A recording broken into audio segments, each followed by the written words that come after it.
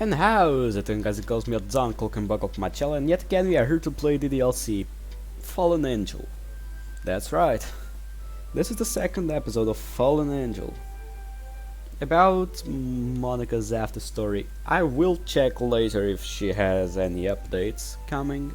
If she has new updates, I'll do an update video about that. Until then, let's keep going. So we were talking with Monica, second day. Let's go. Hi again. Glad to see you didn't run away from us. Nah, don't worry. This might be a little out of my comfort zone, but I'm a man of word. Well, I'm back at the Leisure Club. I was the last to come in, so everyone is already hanging out. Thanks for keeping a promise. I hope this isn't too overwhelming as a commitment for you. Making you dive at first into literature when you're not accustomed to it. Oh, come on, like he deserves any slack. Sayori told me you didn't even want to join any club this year. You even said yourself Sayori had practically dragged you here. Don't know if you plan just to come here and hang out or what, but if you don't take us seriously then you won't see the end of it. Well, you do pretty much the same, so I don't know if you should be talking about that, but yeah. You can be an hypocrite if you want, or if you wish.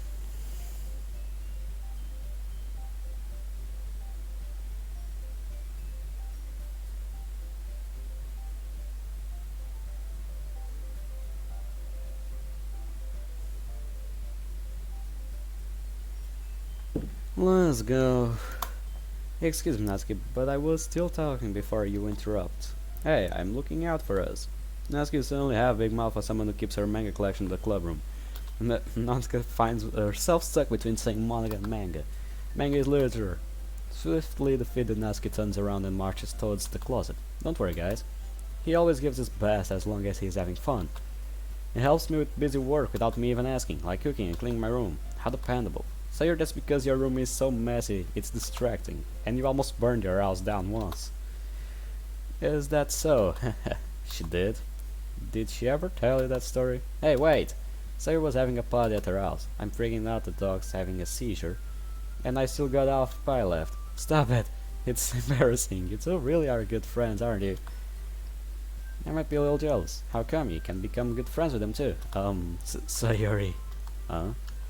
As per usual, Sayori is completely oblivious to even the most basic of social cues. Oh, you even brought you something today, you know? Wait, Sayori. Wait, what? What happened to my... Please? Go back? Yeah. Okay, thanks. Why did the screen gone black all of a sudden? This sus. Okay. Me? Not really. Don't be shy. It's real nothing. What is it? Never mind. Sayori made it sound like a big deal when it's really not. What do I do? I'm sorry, I wasn't thinking. Yeah, that's usual. I guess that's my cue to rescue the situation. Hey, don't worry about it. First of all, I wasn't expecting anything in the first place. It's a surprise to be sure, but a welcome one. Is that so? Yeah, I won't make it a big deal if you don't want it to be. Alright, well here, Yuri reaches into her bag and pulls out a book. I don't want you to feel left out, so I picked out a book that I thought you might enjoy. It's a short read, so it should keep your attention, even if you don't usually read. And we could, you know, discuss it, if you wanted. This is... How is this girl accidentally being so cute? She even picked out a book she thinks I'll like, despite me not reading much. Yuri, thank you, I'll definitely read this. I enthusiastically take the book. Well, you can read at your own pace. I look forward to hear what you think. Now that everyone's settled in, I expect Monica to kick off some scheduled activities for the club, but that doesn't seem to be the case. Sayori and Monica are having a cheery conversation in the corner. Yuri's face is already buried in a book. I can't help but notice her intense expression, like she was waiting for this chance. Meanwhile, Natsuki is rummaging around in the closet. I'm really curious to talk to Yuri a little bit more, but at the same time I would feel bad for distracting her from reading. I catch a glimpse of the cover of her book. It looks like the same book as she lent me. More than that, she seems to be on the first few pages. Uh-oh. I think she noticed me staring at her. She sneaks another glance at me and our eyes meet for a split second. But that only makes her hide her face deeper in her book. Sorry, I just wanted to know a bit more about the book, is all. No, I'm glad you're interested in it.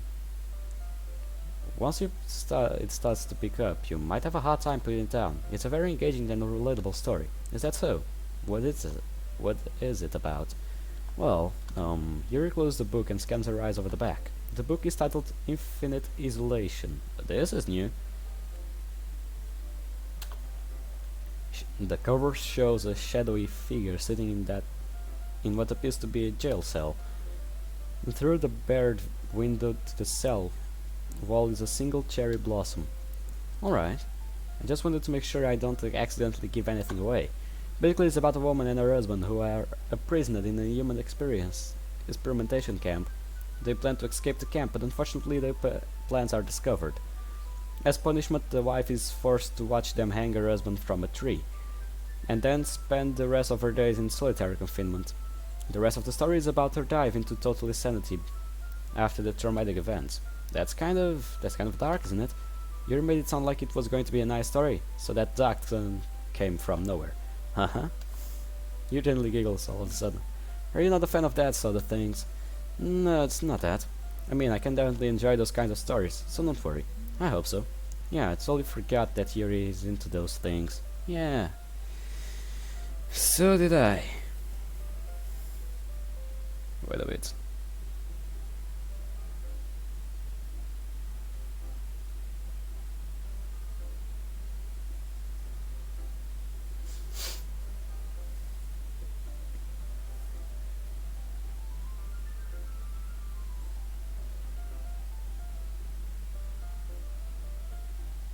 Yuri.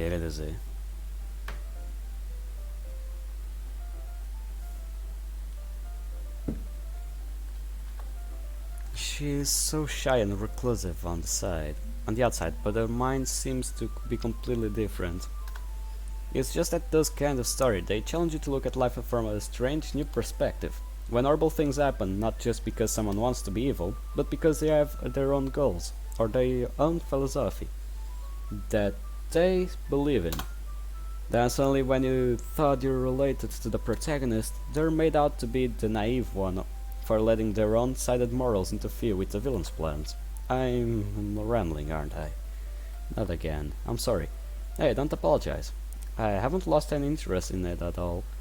Well, I guess it's alright then. But I feel like I should let you know that I have this problem. When I let things like books and writing fill my thoughts, I kind of forget to pay attention to the other people. So I'm sorry if I end up saying something strange. And please stop me if I start talking too much. I really don't think you need to worry. That just means you're passionate about reading. The least I can do is listen. It's a literature club after all. That's true. Yuri seems to relax a bit now. In fact, I might as well get started reading it, right? You don't have to. Haha, what are you saying? Just a moment ago you said you were looking forward to it. Let me just grab the book. I quickly retrieved the book that I had put in my bag. Wait a bit.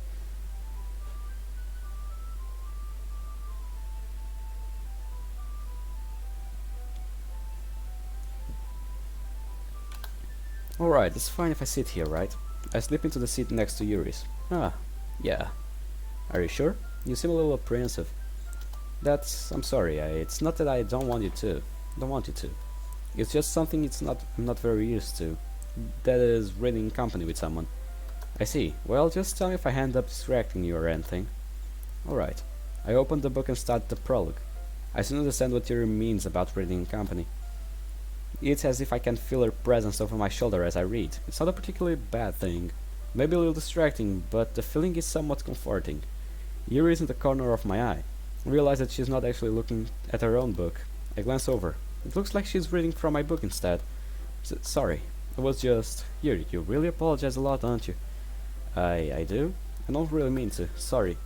I mean... Here, this should work, right? Slide my desk until it's again up against Yuri's and hold my book more between the two of them. I suppose so.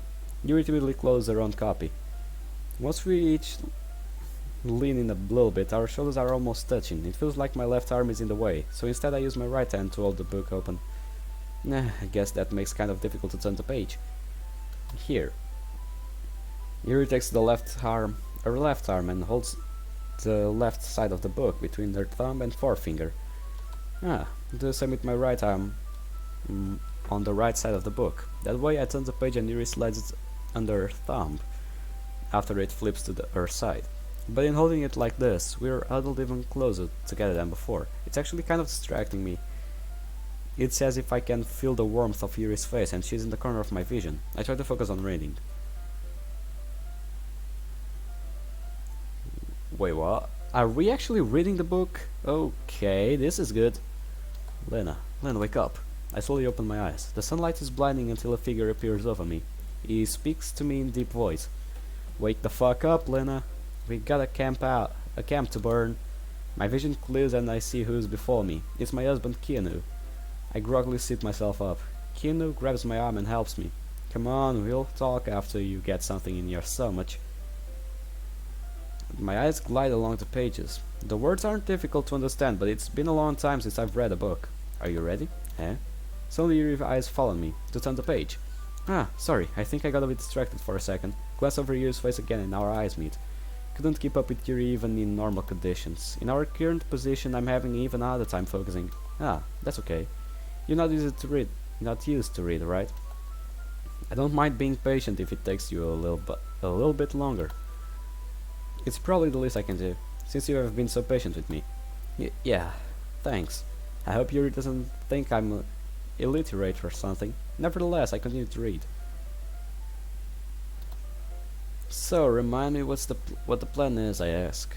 Not here. There's too many here's around. I look around the courtyard. Keanu and I have been trapped in this pow champ for months now. I'm sick of it. We plan to escape, but I'm nervous. The stakes are high and if we get caught, who knows what would happen. Regardless, waiting for help isn't going to work. We'll rot here before the worry ever comes to an end. I look around to the other prisoners around me. It's like a zombie movie, everyone is so lifeless. I suppose this is what happens when humans lose their humanity. Yuri no longer asks me if I'm ready to turn the page. Instead, I just assume that she finishes the page before me, so I turn it by my own volition. And continue the first chapter in silence. Even so, turning each page almost feels like an intimate exchange. My thumb gently letting go of the page, letting it flutter over to Yuri's side, as she catches it under her own thumb. Hey Yuri, this might be a silly thought, but the main character kind of reminds me of you a little bit. You think so? How does she? Well, I guess she's more blunt in a lot of ways, but she also second guesses all of the things that she says and does, like she's afraid she'll do something wrong. It's not like I can see into your head or anything, but they're kind of reminiscent of some of your mannerisms. I see. Yuri remains silent for a moment, but that's probably a terrible thing to have in common with her. Ah, that's so embarrassing that you think that. Wait. Fantastic, 10 minutes have already managed to ruin my chances at love.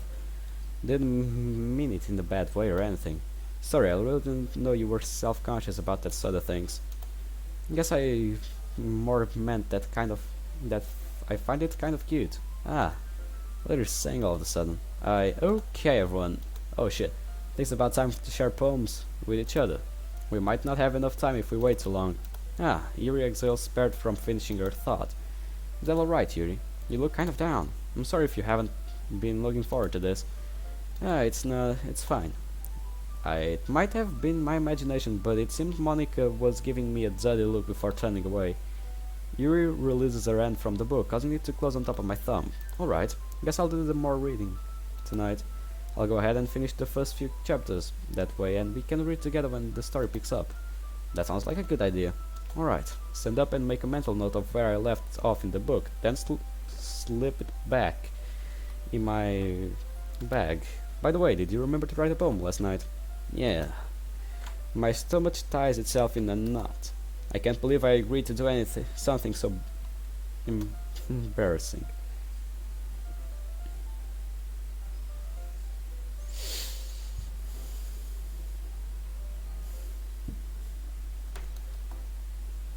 Well, now that everyone's ready, why don't you find someone to share with? Can't wait. Sari and Monica enthusiastically pull out their poems. Natsuki and Yuri reluctantly comply as well, reaching into their bags. I do the same myself. With whom should I share my poem first? Yuri is the only option, so let's go with them. Yuri is probably the most experienced, so I can trust her she'll give me honest feedback. Also, she's the girl I'm trying to impress anyways, so it only makes sense if I talk to her first. Walk up to Yuri. I guess this is when we show poems, huh? Nah, I guess so. The gentleman in me would say ladies first, but Yuri seems nervous about this. Not too comfortable with sharing, I presume. It's just that I've never done this before. Right, that's fine. How about I show you my poem first then? Really? Of course. Yuri says in relief. Thank you. I wave my hand dismissively. Don't mention it. Just don't make fun of my handwriting. What do you mean? A lot of people give me crap because my handwriting is very childish. Hey, I would never do such thing. I hope that's not how you really see me. Huh? No, that's not it at all. I don't think of you as the type of person who would make such a big deal out of something so minuscule. Forget I said anything. Ah, very well. Anyways, here's my poem. I hand you my poem. The Sounds of the Night. Oh, so we finally got to read our poems. I was looking forward to this. I lay, eyes closing, drifting out of consciousness. Thoughts faster and plague my mind. My imagination plays tricks on me as a deafening silence pounds my eardrums. But the fragile silence is broken by the sound of a voice. The sweet, sweet voice of a woman bidding me good night. I breathe in and out as my eyes close again. I lay in the cage of my blankets. I feel as I'm in a dream. I can feel the aura of another person next to me. I am captivated by the voice at my door, bidding me good night until I realize I live alone. My heartbeat is unstable as my eyes explode open. The deafening silence returns as my eyes slowly drift out of consciousness again. Yare. Phenomenal. What was that? Hey, this poem is fascinating. The dark tone and the eerie ambience you've created is very unsettling. Not in a bad way, though. Did I raise my voice? I'm sorry. Damn it, I was actually getting somewhere. Alright, look, you fixed this. Hey, it's alright. Didn't even notice. Please continue. You seemed really interested in my poem. Ah, yes, like I was saying. It's a very dark and chilling piece that really evokes emotion. Question for you. How much experience do you have with writing? Your use of metaphors and the way you pull the reader into your poem is fascinating. Really? Thanks, Yuri. That means a lot coming from you. To be honest, this was actually my first time writing poetry. Eh? I knew that. I could tell by Yuri traces a finger along my poem, setting it down further. Yes, here, how I was able to tell. A common mistake I see in new writers is that they try to do their writing too deliberate. They usually try to focus on one or two different topics or styles and try to fit the two together. The end result is both of the writing and the meaning of the piece are weakened. Once Yuri gets her thoughts together, she appears to be a whole different person. Wait a bit.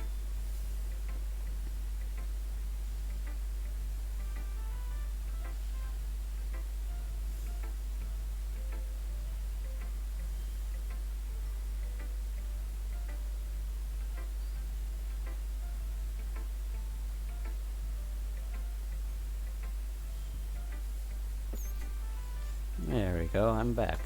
Of course, that's not something you can be blamed for. That's good advice, Yuri. I'll definitely consider that next time. I'm sure you'll improve nicely. Metaphors can go a long way in writing. I have an example of that if you would like to read it. Of course. Yuri smiles as if this was a rare opportunity for her. Yuri.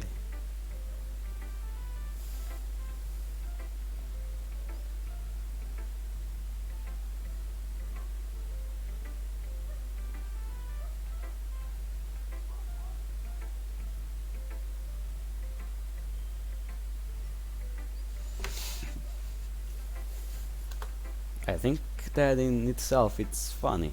I mean, isn't this a literature club after all? Yuri hands me your poem. It goes under the light. The tendrils of my hair illuminate beneath the amber glow. Bathing. It must be this one. The last remaining streetlight to have withstood the test of time. The last yet to be replaced by the sickening blue-green hue of the future. I bathe. Calm, breathing air of the present but living in the past. The light flickers. I flicker back. I'm sorry I have such a terrible handwriting. What? I wasn't thinking that at all. But it took you so long time to read. Ah, I probably shouldn't tell Yuri I've never learned how to read cursive. Well, I just don't read script very often, so I actually think your handwriting is very pretty. Eh? That's a relief. Also, I liked the poem. Even though it's short, it was real descriptive. It wasn't too short. I usually write longer poems. Not at all. Size shouldn't matter, right? Right. I'm really glad you liked it. I'll be honest, since it's our first time sharing, I wanted to write something a little more mild. Something easy to digest, I suppose. Are you into ghosts, Yuri? Actually, the story isn't about the ghosts at all. Really? Must have totally missed the point. Well, I suppose you did only glance over it after all. But remember that poets often express their own thoughts, feelings, and experiences in their work. They usually do more than tell a simple story or paint a picture. In this case, perhaps the subject of the poem is only being symbolically compared to a ghost, lingering in her last remaining place of comfort, unable to let go of the past, and soon to be left with nothing. That's a lot more solemn, putting it that way. I hadn't even thought of that. That's really impressive. Eh? It's not really. Yours was impressive too, so nah, if anything I could probably learn a thing or two from you. You think so? Yeah, of course. Ah, you know, I was really nervous about doing all this, but in the end I enjoyed it. I'm going to keep doing my best for you. Ah, me too. Well, it makes me happy that you think that. Just remember that it won't be long before you pick up on these things too. Yeah, maybe you're right. Guess I'll have to keep trying. I'm counting on you. Really? Phew, guess that's everyone. Sarah showed me your poem, Dear Sunshine. I could tell she wrote this morning, but when I asked her, she avoided the question. Next, Natsuki showed me her poem called Eagles Can Fly. It was short and simple, but the message on how you can try and try, but never really be good as, was very well thought out. Lastly, Monica and I shared our poems. Her poem was titled Hole in the Wall. It was pretty abstract and I didn't really understand it. Monica said it had something to do with an epiphany of us, but she didn't go into much detail. Nevertheless, I thought it was a good poem. I glanced around the room. That was a little more stressful than I anticipated. It's as if everyone is judging me for my mediocre writing abilities. Even if they're just being nice, there's no way my poems can stand up to theirs. This is a literature club after all. I see. Guess that's what I end up getting myself into. Across the room, Siri and Monica are rapidly chatting. My eyes are on Yuri and Natsuki. They gingerly exchange sheets of paper, sharing their respective poems. Wait a bit.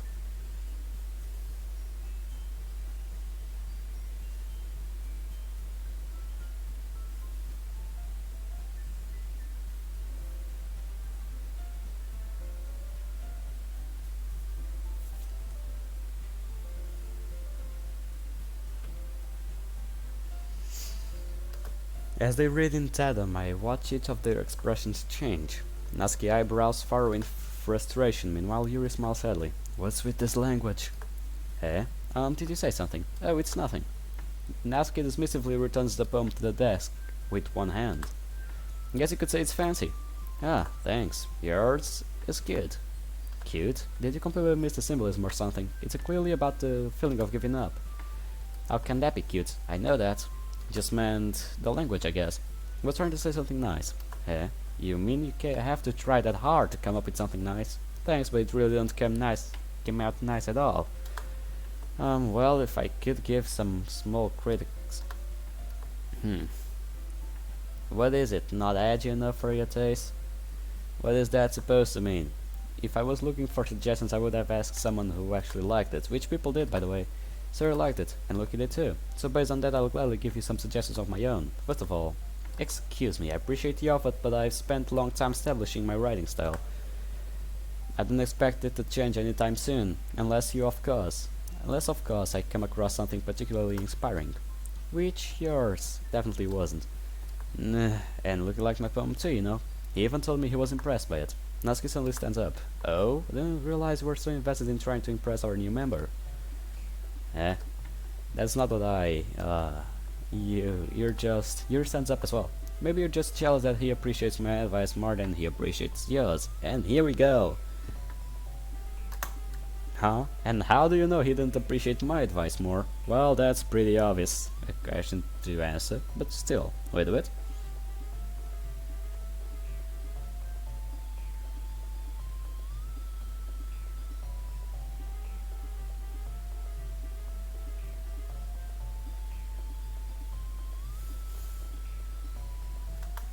Are you that full of yourself? I know. If I was full of myself, I would deliberately go out of my way and make everything I do over cutesy. Ah.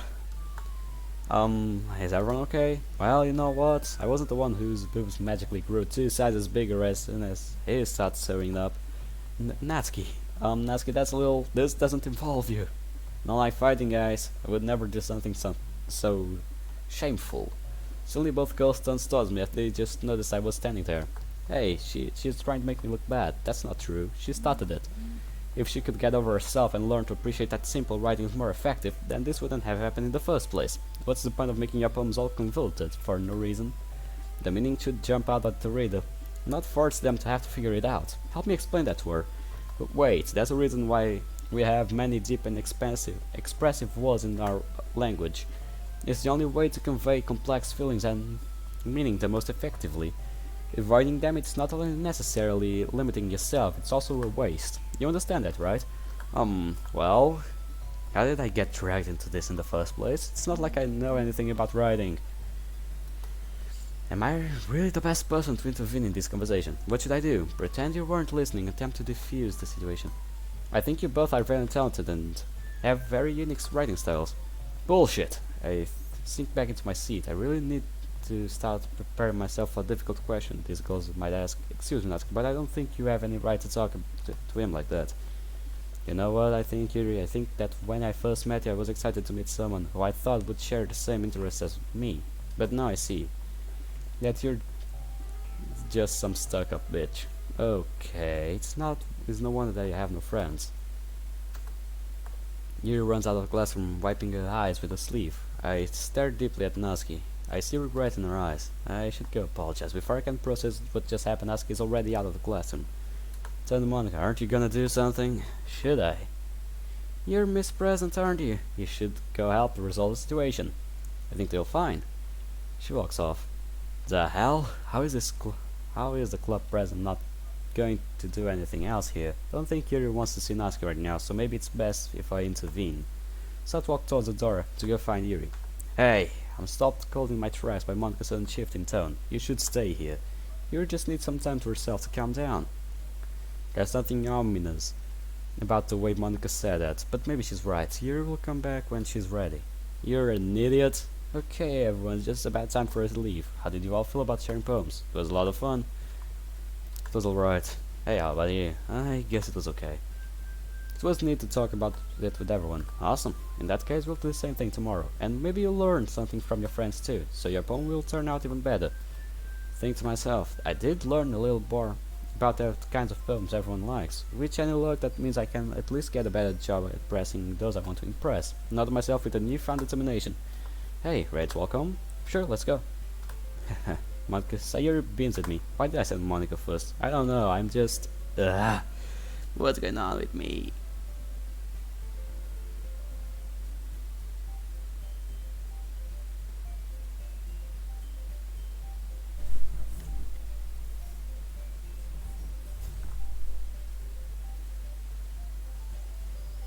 Dagerous.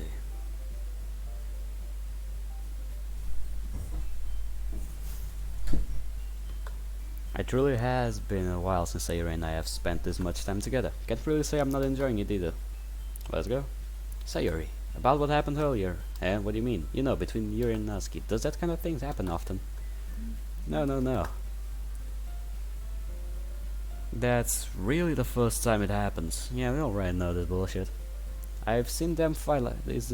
This is really for the first time I've seen them fight like that. I promise they're both wonderful people. You don't hate them, do you? I think to myself, I shouldn't judge people based off only just 2 days. No, don't hate them. Just wanted your opinion, that's all. I can see why they would make good friends with you. Phew, you know, it's nice that I get to spend time with you in the club. But I think seeing you get along with the everyone is what makes me the happiest. Even I think everyone really likes you too. That's... every day is going to be so much fun. Looks like Sayuri still hasn't caught on to the kind of situation I'm in.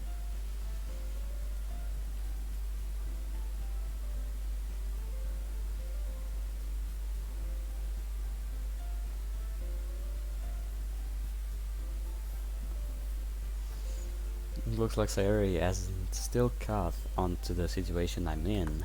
Sure, being friends with everyone is nice, but does it really need to stop there? Well, you'll just have to see what the future holds, Sayuri. I pat Sayuri on the shoulder. I said that more to myself than to her, but it's easy to use Sayuri as an internal monologue sometimes.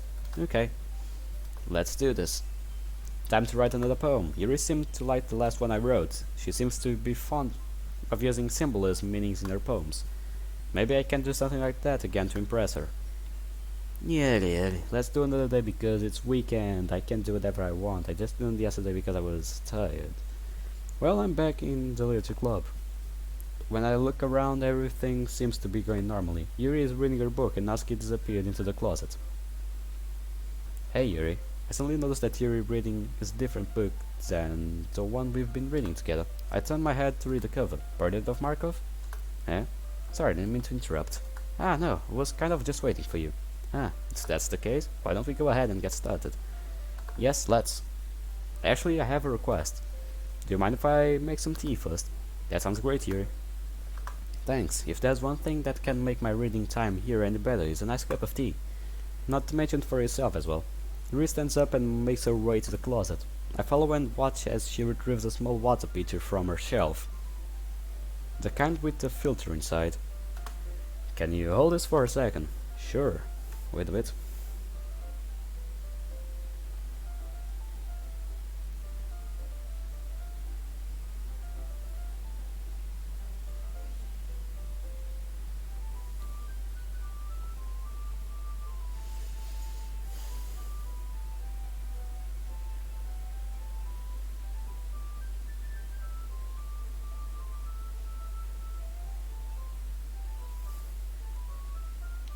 Wait a bit.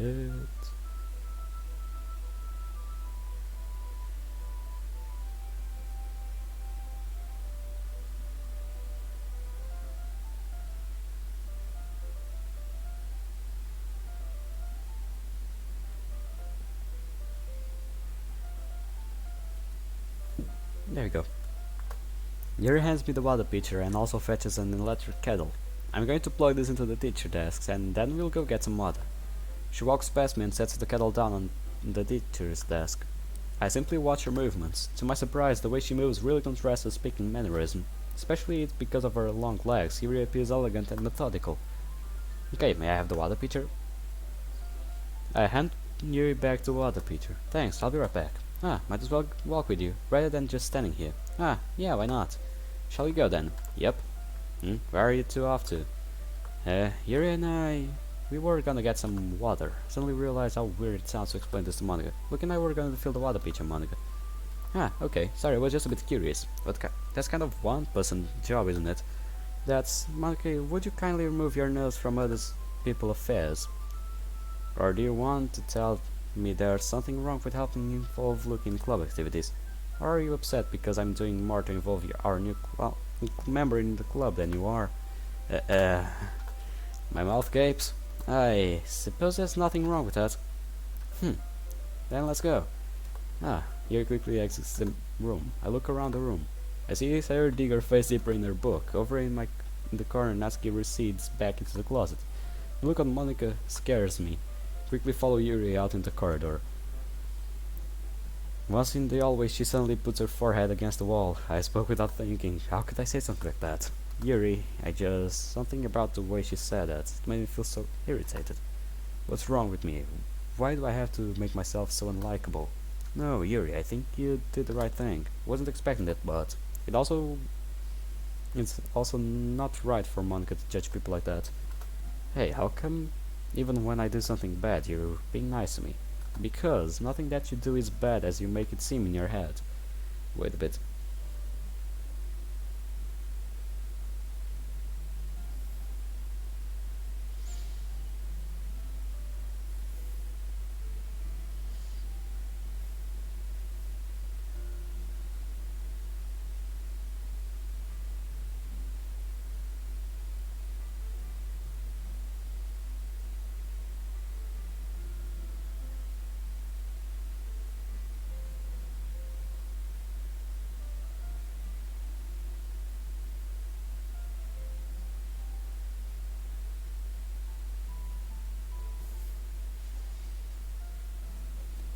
Nothing that you do is bad as you make it seem in your head.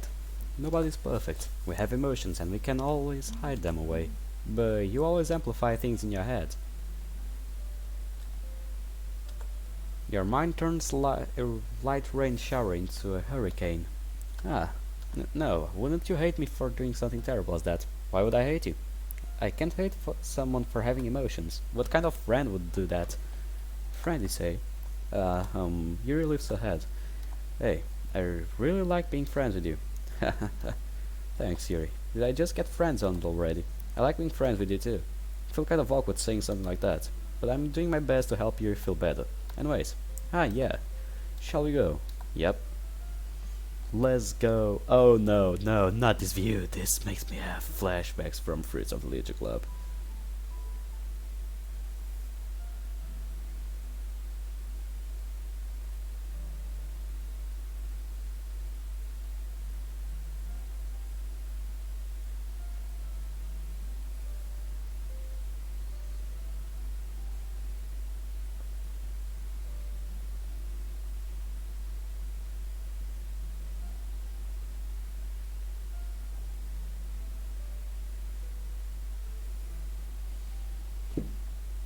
We arrive to the water fountain.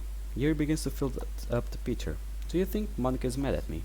I think back at Monica's blank expression. I don't think Monica is the type of person who would get upset over something like that. I should apologize to her, right? I think so. Just tell her how you feel. It wasn't right for her to intrude on us. You're right. I am just not very good at displaying my emotions.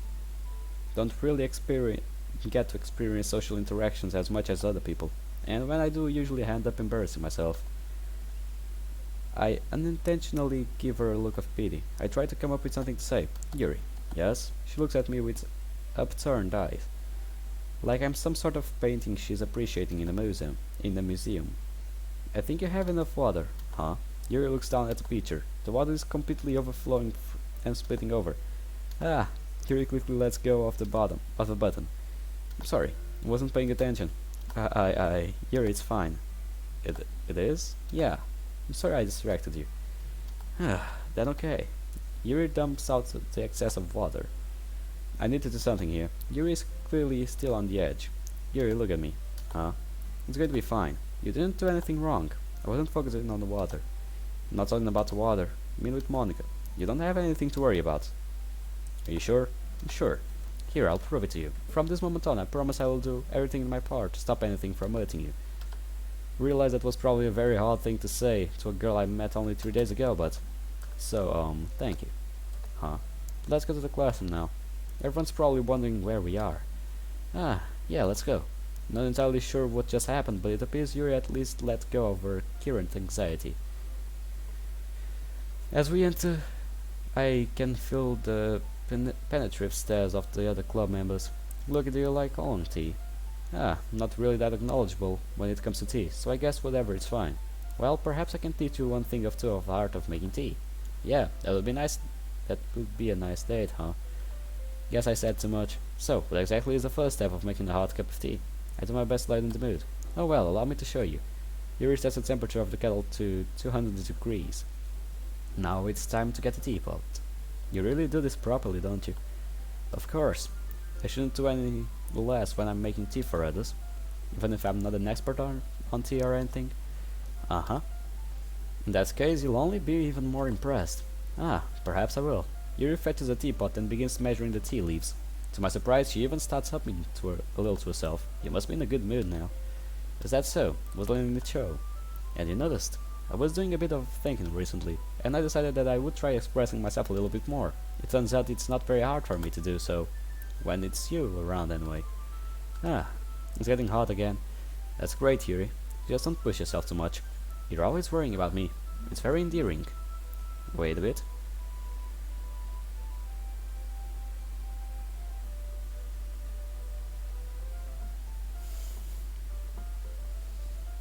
Wait.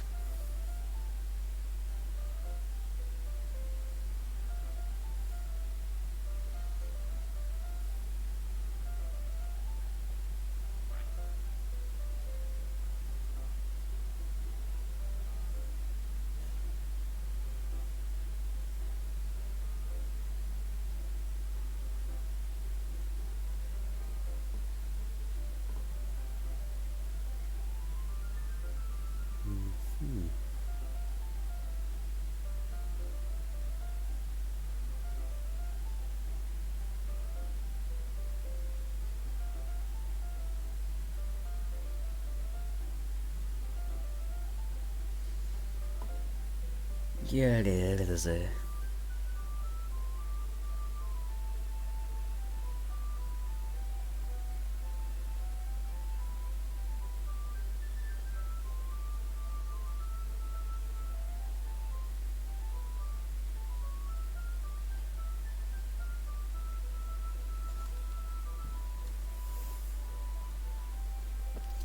It's very endearing. That's... Yuri wasn't kidding. My face is probably bright red at this point. I watch you pour a cup of tea for each of us.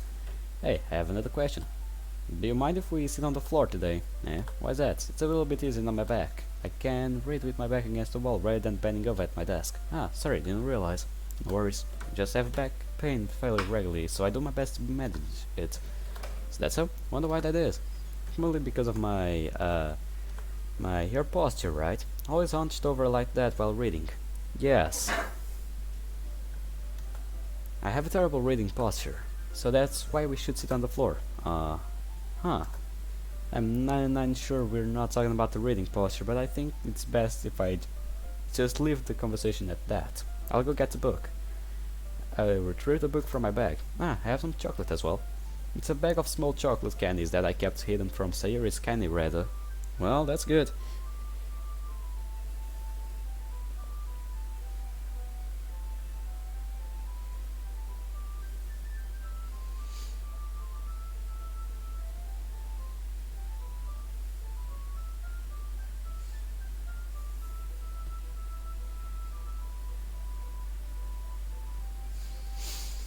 Yeah.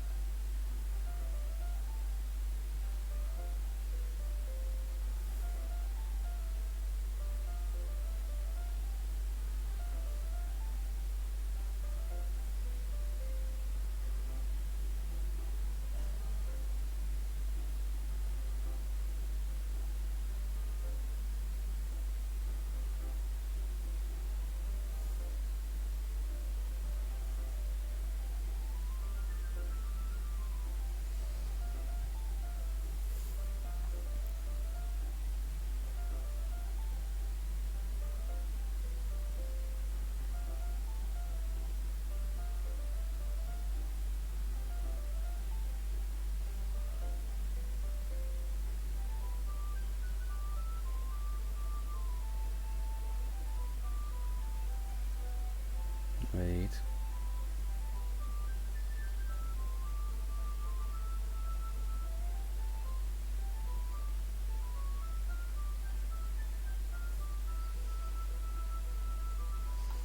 Now let's go. I take it since it will go well with the tea. Yuri and I then sit neck against the wall, teacups at our sides. As if in sync, we assume the same reading posture than last time, each holding one half of the book. Except this time, our bodies are even closer to each other. I can't see too well. Yuri slides closer until our shoulders are touching. How am I supposed to focus on reading like this? I always find Yuri cute since the moment I laid eyes on her, but when she's being less apprehensive, I feel like my heart is about to burst. Her teacup. Yuri hands me my teacup. Oh, thanks. Holding it with my hand that's not holding the book, I hand up in a position that makes me even harder to focus, because now I need to worry about making sure I don't accidentally touch her posture. Meanwhile, Yuri hasn't noticed a single thing. She wears an intense reading expression, and I can only assume the world around her has faded away. I call upon every reserve or willpower I have in order to focus on reading. After a few minutes, I finally manage to relax a bit.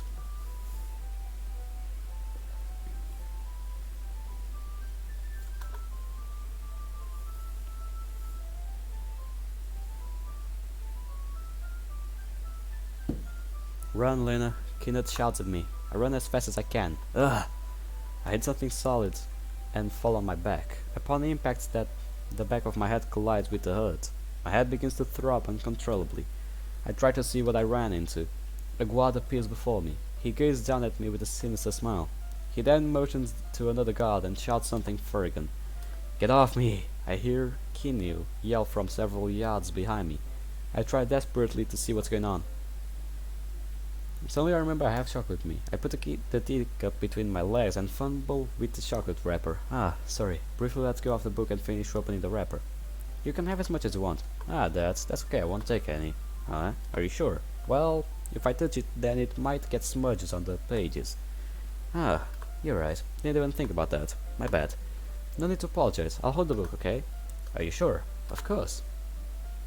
Yuri opens the book with both hands. She holds it so that I don't have any harder time reading from it, but as a result her left arm is practically resting on top of my leg. My brain is short-circuiting at this point.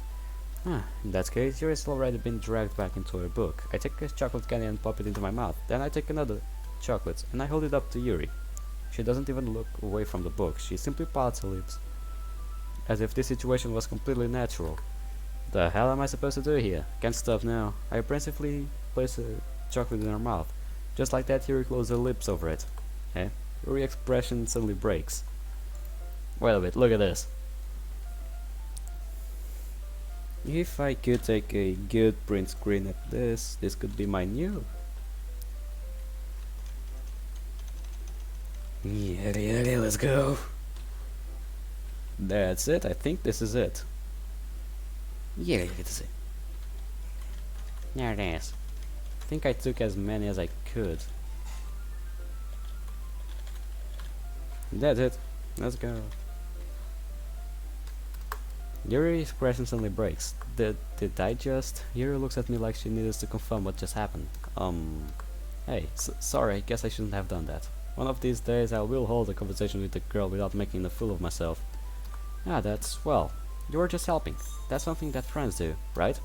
I mean, not really in this kind of context, but yeah, that's all it was. Yeah, then, you don't need to stop or anything. I see.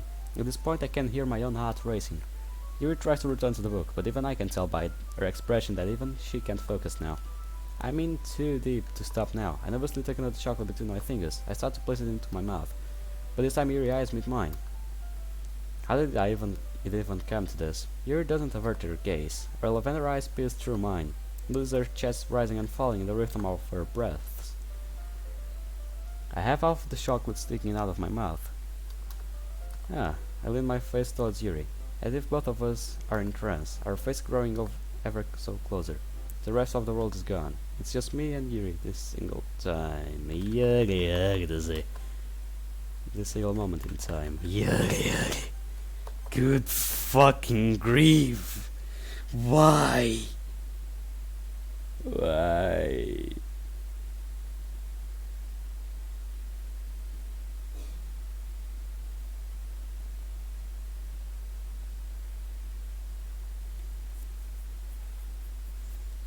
Okay, everyone, what? I mean, in my panic I instantly inhaled the chocolate. I start to cough uncontrollably while the other members just stare pitifully. I gulp down the rest of Yuri's tea to wash down the chocolate. It's time to share poems. Looky, you can help Yuri to put away the tea stuff, right? Yeah, of course. Okay, thanks. The spell is abruptly broken. I'll take care of the cups. Yeah, Yuri picks up the tea cups from the floor. Once I calm down from my near-death experience, I pick up the bag of chocolates. In the end, we hastily clean up without so much as a word between us. I get the feeling this is something neither of us will have the courage to bring up. Yeah, fucking Monica.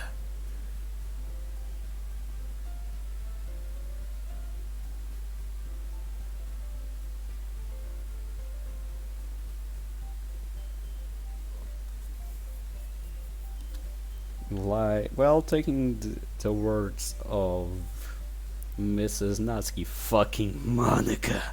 Why? Yeah, show and tell time. Ready to take a look at my poem today? Of course. I'm eager to see how you have improved.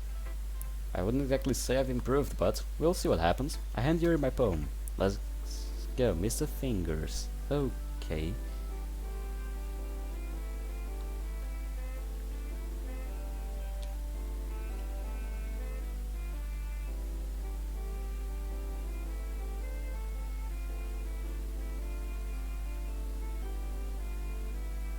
Wait a bit, this is important.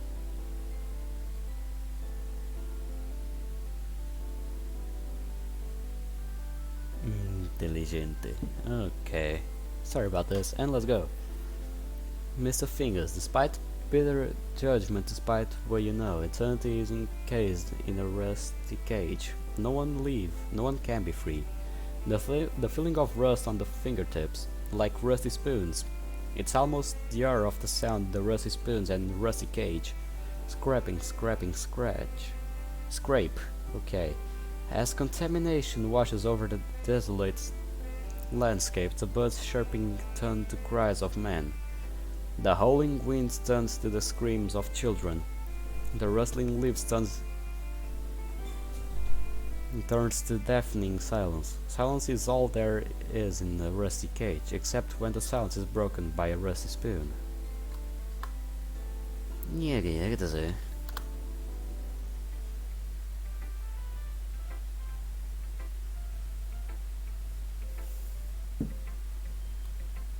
Hey, I really hope you doesn't figure out I wrote this poem down in a go. I have no idea how to use symbolism or anything. Literally everything in my poem is just scrambled words but put together to pretend I have meaning. Yuri is a very perceptive reader though. This isn't good. She's gonna find out I bullshitted my poem. This poem is phenomenal. What? If I had to guess dissecting this poem, I can see a lot of symbolism. At first glance it may appear as if the writer had no idea what they were doing. She hit the nail on the head right there. But diving further into the way you describe the rusted cage and spoon, and the use of auditory examples. Look, correct me if I'm wrong, but this poem is describing the mind of someone with schizophrenia, right? The cage representing the mind, the rusty spoon symbolism the sporadic thoughts that pound on one's brain. And the horrid sounds show the hallucinations one hears and sees. What the fuck? Yeah, Yuri. Exactly what I wanted to convey when writing. Your poem is indescribable, but in the good way. How did you manage to pick on these techniques so quickly? Thanks, Yuri, although I'm sure it's nothing in comparison to what you wrote. You flatter me. However, you shouldn't cut yourself short. With more practice you will be able to display to the reader your most inner thoughts. No, Yuri, the inner machinations of mind are an enigma. Milk spills. Anyways, please continue. Yes. As I was saying previously, you shouldn't be afraid to be more daring with your work. Rather than writing down your thoughts, write down what you see and hear. That sounds like a good exercise. Maybe I'll try it out. I have an example of that. If you maybe want to, I would love to read it. Yuri smiles dreamily and hands me your poem. The raccoon. Yeah, I already know what this is.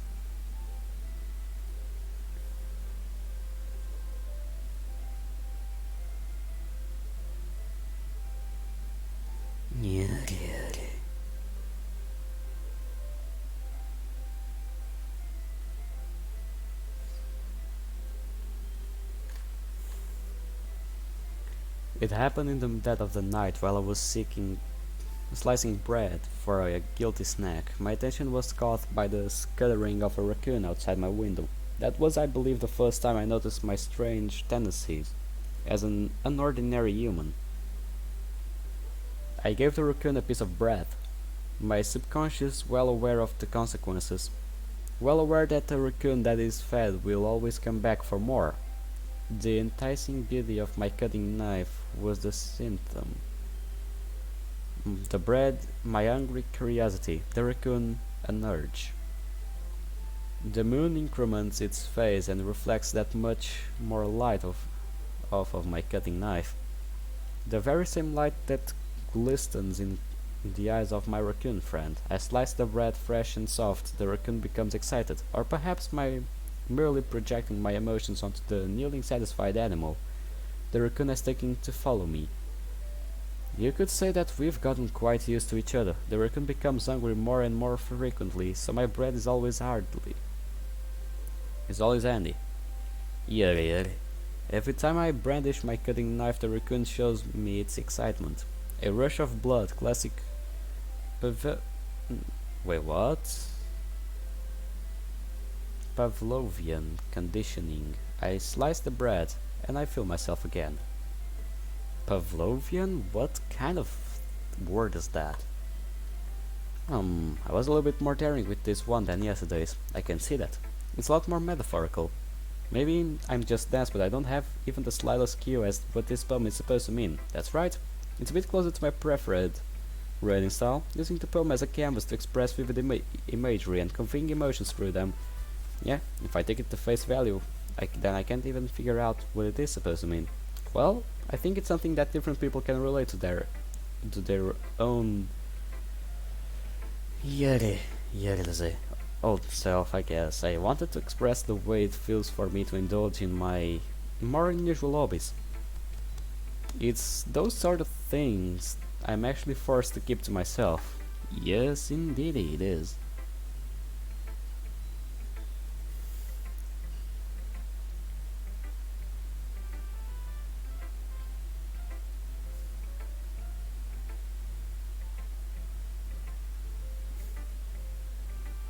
Wait a bit. Nyeri. I hate when people message me while I'm recording, but still. Why am I doing this? Why are we still here? Just to suffer. Nyeri.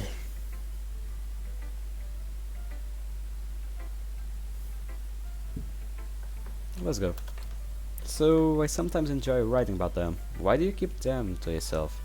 Because they're embarrassing, and people would make fun of me. Do you really think that? You're not slowly. Well, I suppose I can't speak for everyone, but I want you to know that, no matter how strange your hobbies may be, I would never judge you based off them. You don't really mean that. Of course I do. Everyone has their own weird hobbies they may not want to share. Plus, it's not like you're doing anything dangerous, right? Right. I mean, I know I have a lot of guilty pleasures I'm embarrassed about. I feel like everyone has a little something like that. The best we can do is respect each other and our individualities, even if it's difficult sometimes and some things make us uncomfortable. After all, if I hadn't learned to embrace my own weirdness, I would probably hate myself. I might be ranting a little bit now, but I'm glad that you're a good listener. You're good at a lot of things, writing and listening. There really aren't many people like you. That's exaggerating a bit. It's just how I feel. Never thought I would feel so comfortable sharing my writing, but now I almost feel like I look forward to it. It's just a really nice feeling, and you're to thank for that. I try to hide the fact that I'm starting to blush. It's nothing really. Yuri smiles sincerely at me. For just a moment her timidness seems to disappear. Well, once again, that's everyone. After yesterday I felt it was a little bit easier to share my poem today. After all, anything would be a big improvement from the poem I wrote for yesterday. On the other side of the room, Sayuri is talking to Natsuki. Wait, so she didn't kill him because their mother are both named Martha? Yep, that's lazy writing, don't you think? As I pan my eyes from the room, I stop at Yuri and Monica, who are sharing their poems. It looks like Yuri is trying to apologize. Yuri, let me tell you something. Monica listens to Yuri's ear. Do you understand? Yes. Yuri thought nods timidly. What was that about? We begin to walk over, but Monica grabs everyone's attention. Okay, everyone, I believe that concludes the poem sharing for today.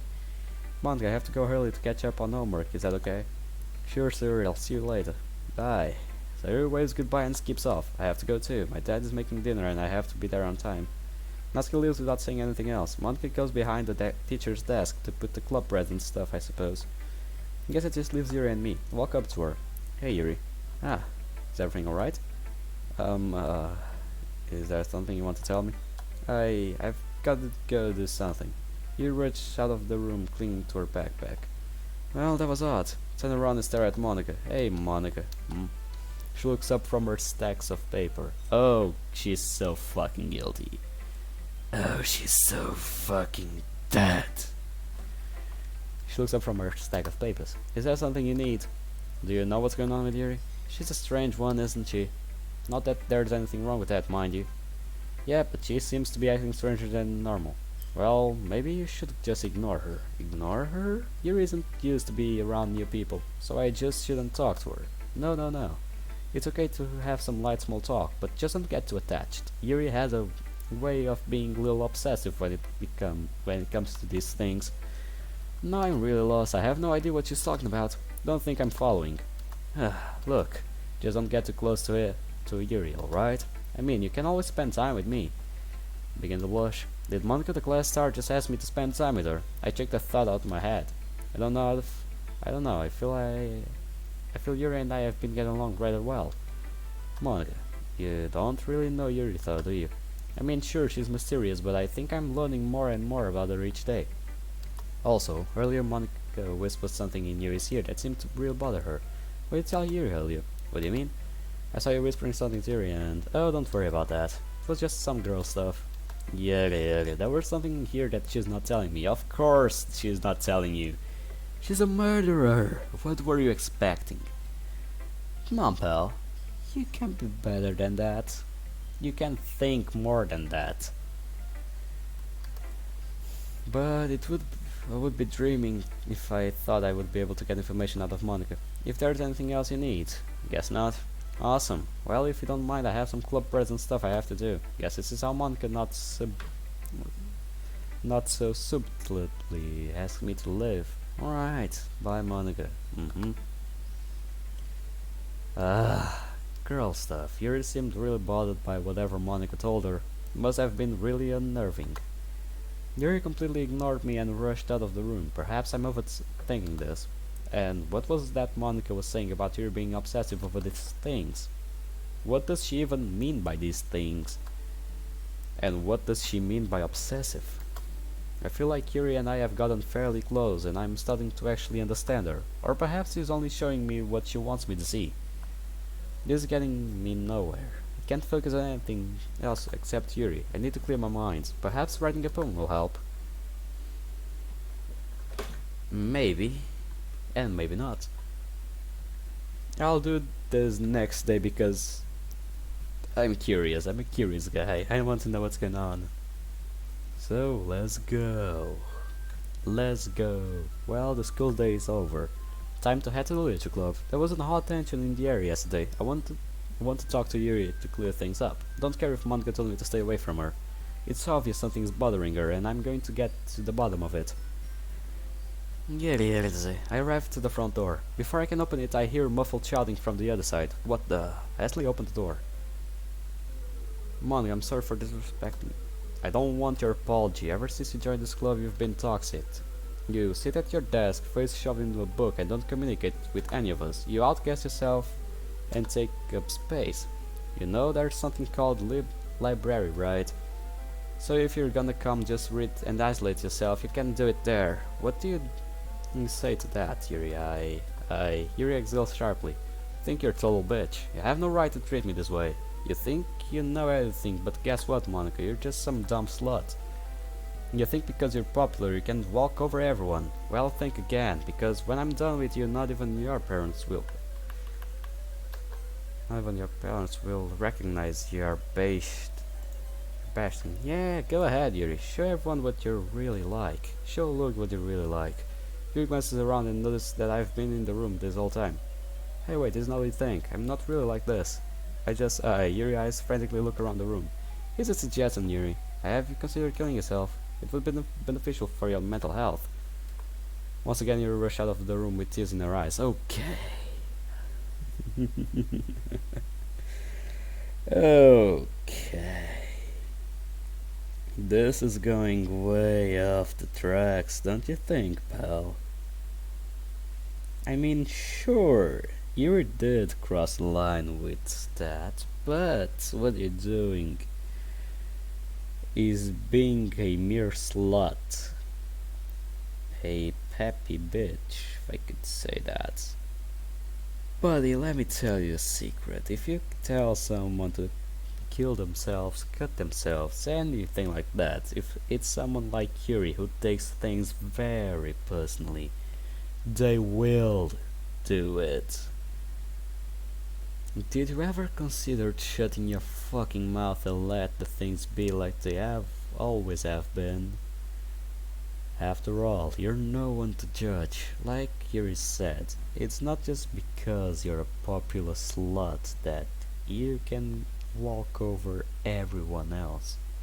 Like she also said, think again. You cannot walk over everyone just because you're popular.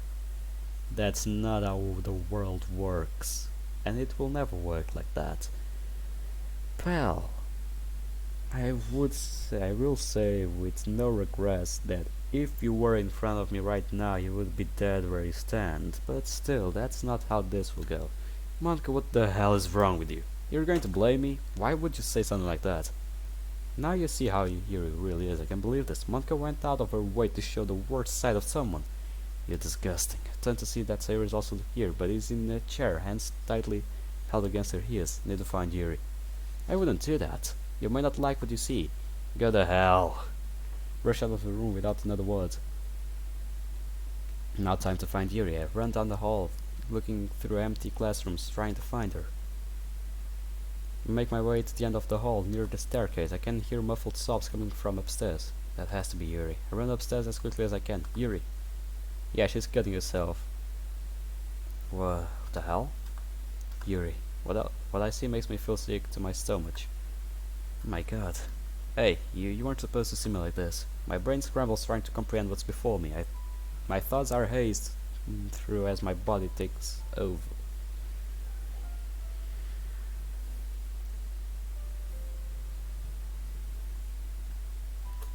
I start to walk close towards her. No, stay away from me. I'm a freak. Yuri, please, let me help you. Those scars look deep. Let me see if the nurse is still here. No, please don't. I don't deserve to be helped. Take another step towards Yuri. Yuri, I just want to make sure you're okay. You saw me. You saw me behave in such an indecent way. Back to the club, Yuri completely lost her cool. But anyone would in a situation like that. I have so many pent up emotions inside of me. I was doing such a good job at bottling them up, but they just slipped out. Take another step towards her. I said stay away. She continues to back up away from me. Don't know what to do. She is locking herself in a cage when all I want to do is let her out. Why, Yuri? Tears crashed around her eyes, trails of blood stained the floor tiles. I can't help myself. Can't fight the urge. I can't control the pain I feel inside. Can't let people accept me for who I am. Can't accept me for who I am, because who I am is a monster. Take more steps and reach out for her. Stop it. Don't you understand I don't want to be helped? Just leave me alone. Yuri turns around and runs away from me. Wait! Don't run. I chase after her, but it's no use. She's too fast and I lose sight of her. I fall to my knees and hang my head down in shame. This was happening all this time. I should have known. I have to find her. Pressing my hands into the tiles, I heave myself onto my feet. Continue to rush down the hallways. As in the corner, I hit a small pink figure near the vending machines. Oof! Ah! Oh, Naski, I'm sorry. What were you going? If you were going any faster, you would have knocked me right into the ground. I'm sorry, I noticed you had some coins in her hands. Naski, why are you holding? Shut up. It's none of your business. Alright, sorry, you don't have to be so defensive about it, damn. Alright, I'm sorry. My dad just hasn't been doing good financially, so any money, no matter how little, helps a lot. Oh. Well, now I feel bad. Just forget I said anything. Why are you here, though? Shouldn't you be in the club? Well, I was, but it's a long story. Anyways, I need to find Yuri. Why are you stalking? Why are you stalking her? Do I really come off as a stalker? Natsuki, seriously, I need to know where she is. Well, I suppose I could help. Really? How? She lives down the road from me. Can you take me there? Like I'm gonna help you stalk her. If I spawn. Natsuki, for real. For her safety, I need to find her. Oh, fine, since you put it like that, I'll help. But if I hear you did anything to her... Yeah, can we go now? Natsuki leads me out of school. What was that she said about her home situation? It sounds hard to believe her father doesn't make enough money to the point of having to look under vending machines. The way she brushed off the topic makes me feel like there's more to it. I can't dwell on it too long. Right now, Yuri needs my help. Yeah, let's see.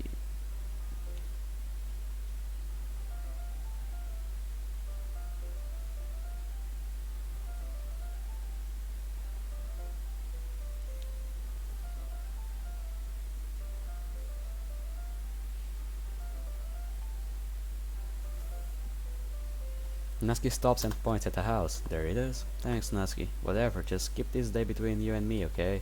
She walks off and it's eventually out of sight. Make my way to the front door. Here I go, pressing against the doorbell. No answer. Knock loudly on the door. Yuri, it's me. I just want to talk to you. Look up into the one of the upstairs windows. Inside I can spot a purple figure peeking from the curtains. Quickly she jerks the curtains shut. Well, this is definitely the right house. How can I convince you to let me in? Light bulb. I bang on the door once more. Yuri, I brought your book. Figured since we left the club early today, we could read it somewhere else. Within 30 seconds I hear the sound of lock turning. Can't believe that worked. He slowly opens the door, just enough to speak through it, but not enough for me to see inside. Yeah, you shouldn't have come here. I know, but I couldn't help but be worried. Yuri, may I please come in? No, you should leave. Yuri starts to close the door, but I shove my hand into the small thirds wall. I'm sorry, but I'm coming in whether you want me or not. This is definitely considerable as breaking in this point, but I don't care. If you hurt yourself and I did nothing to stop it, I could never forgive myself. I don't know if it's a good thing or a bad thing that he's entering your house. We'll see about that right now. I can sense you backing away from the door. Thank you. Once I walk into the house, Yuri stands before me. If I hadn't known any better, I would have thought she would be kept in here for weeks. Standing this close, I can now see her arms clearly. Or I guess I should say that's left of her arms.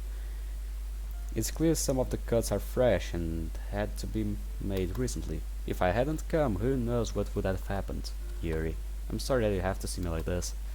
Not comfortable sharing this side of me. Then I won't make you share. Pull out the book out of my bag. Infinite isolation. How about we just sit down and read? In the short 2 days me and Yuri have had, we already about third through the book. Okay, for the first time Yuri's eyes leave the floor and look up at me. It is fine if we sit on the couch. Yes, that's fine. Do you mind if I go clean myself up very quickly? Of course, Yuri, take your time. Thank you. With that she turns around and darts upstairs. Where did I get myself into? Take a seat on the couch and wait. As I'm looking around the room, my phone vibrates in my pocket. Huh, you can run from me forever. Who the hell? I type out a response. Who is this? She doesn't deserve you. What the fuck's going on? Who is this person and how do they have my number? Probably Monica. Hey, I jump out of my seat from the unexpected sound of Yuri's voice. Yuri is now standing on the other side of the couch. I'm lucky she's not some sort of assassin, because she could have easily snuck up behind me and snapped my neck. Is everything okay? Yeah, I was just waiting is all. She is now wearing a cotton sweater to hide her arms. You didn't wait so long, did you? Not at all. Come, sit down. I just waited for you to sit beside me, on my side of the couch. Are you sure? Well, how else are we supposed to read together, silly? Yuri takes a deep breath and calms her nerves. She then looks back at me. I suppose you're right. With that, Yuri slowly steps on the side of the couch next to me and stiffly sits down. Yuri takes the book from my hand and opens it to the page we stopped at previously. As we continue reading the book, we were following the main character as she is now forced to live the rest of her life in a small cell with no human contact. She is constantly haunted by visions of her dead husband, who was brutally hanged in front of her. She is also tormented by hallucinations of the gods laughing and mocking her. She is slowly starting to spiral into the dark pit of insanity.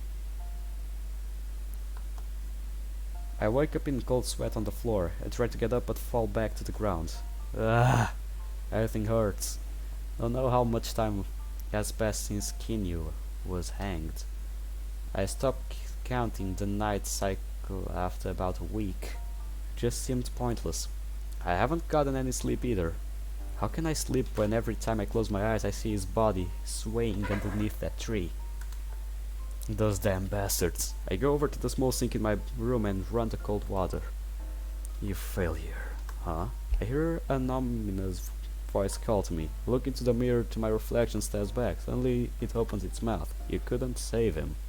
It whispers to me. Do you know how important you were to him? And you let him die alone. No, I say. I shout back to my reflection. Stop it. You're not real. Oh, I am real as you are, it responds. I'm just a reflection of you after all. She or I say that in a matter-of-fact way. My reflection continues to pester me. You can't hide from me. I am you. I scream at the top of my lungs. Get out of my head. I punch the mirror and it shatters. Glass falls to the floor. I stare down at the broken pieces and they stare back. It scares me. The emptiness in my eyes. With shaky hands I pick up a long shard of glass, firmly grasp it in my right hand. I then turn to my left arm. It's like writing a book. My arm the page, the glass my pen. Clutching my eyes shut, I press the glass to my skin. It's cold. It begins to move my arm. In my pain I jolt back and take my eyes off the book. I stare at Yuri, who fails to meet my gaze. I go back to the first day I read with her, when I told her that the main character reminded me of her. I feel like I'm about to throw up. Tears begin to fill Yuri's eyes. Do you know why I share this book with you? Because I don't know how to properly communicate with people. Don't know how to speak my true feelings. Don't know how to show people who I really am. The only thing I know are books. I had hoped that by sharing this book with you I could somehow show you a glimpse of my mind, but I realized that was a tragic mistake. Because now you see who I really am inside, Yuri. I reach out to grab her hand, but she jerks it away. Tell me, why are you really here? What? You didn't come because you wanted to read. Because you felt sorry for me. You thought I would hurt myself, or even maybe. She trails off. I ask myself, why did I came here? It's not like I was forced to. I only met Yuri 2 days ago. So why do I feel so obligated to help her? You're right, Yuri. Huh? She looks up at me. I stare deeply into her lavender eyes, and they pierce back. I didn't come here originally to read with you. I came because I was worried about you. Because I wanted to help you. What you're doing is dangerous and I want to help you stop. But I can't. Don't you think I've tried? I know the dangers of it. I can't stop myself, no matter how much I want to. Why would now be any different? Once again I reach for Yuri's hand, except this time she doesn't move away. I hold her hand gently wrapped in mine. Because this time, Yuri, you're not alone. I'm going to help you, and we're going to get through this together. Why help me? All I've done is bring you in this world of hurt, and every time you show affection I push you away and tell you to leave, yet for some reason you stay. Because Yuri, because that's what friends do. They stay by each other's no matter how hard life gets. I almost just told Yuri I love her. Do I love her? Don't even know what love is. Don't have any friends. That's not true, because now you have me, and I won't let anything or anyone hurt you from here on. Suddenly I remember something. Oh, I almost forgot. Huh? I have something for you. Grab my bag. You worked at the club today, so we didn't get to share poems. Pull out a sheet of paper from my bag. I wrote this, for you. Me? I know it's not in your preferred style, but it does express how I feel. Wrote it yesterday. I just had a weird feeling and I wanted to express it. I didn't write anything. That's okay. Do you want to read it? She silently nods. With hesitant hands she reached for my poem. Amethyst Angel. Okay, this looks like it's going to be good. And I hope it is.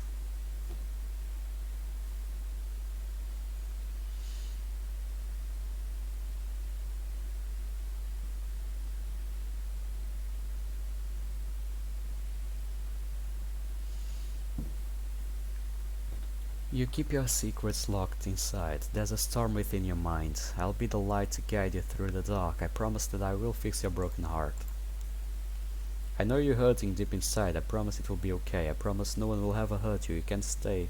You can find that special day. You're too perfect for this world. Your heart is made of solid gold. I promise, pretty lady, that together we'll grow old.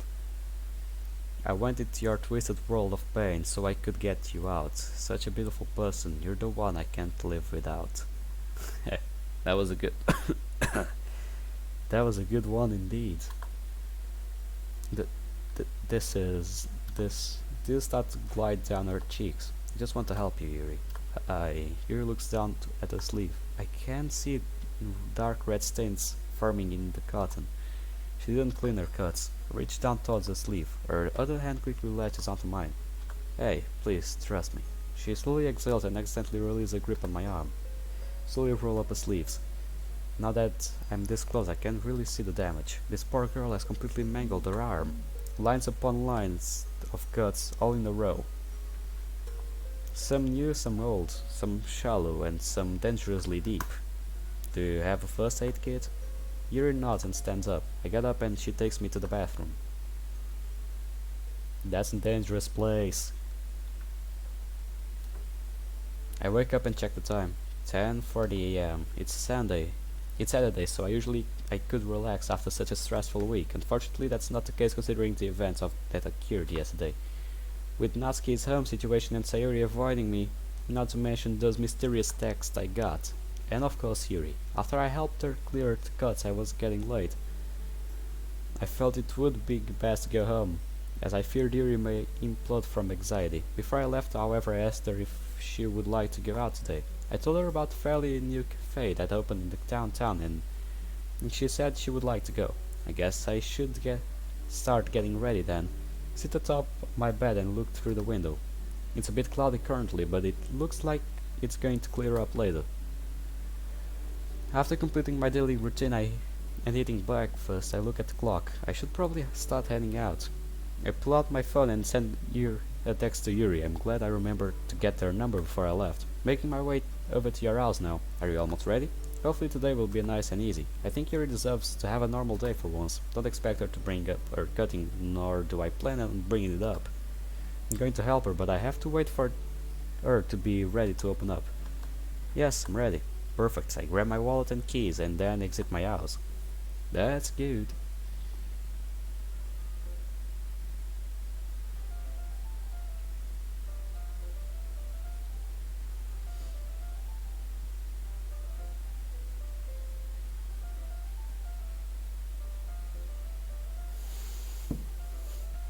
I arrive at Yuri's house and ring the doorbell. Immediately the door opens and Yuri steps out. Hello. Oh, this is new. This is fucking new. Print that shit. Print it. I also want to take a picture of it because it's priceless. Yeah, this new outfit on her looks amazing. Even so, let's keep going.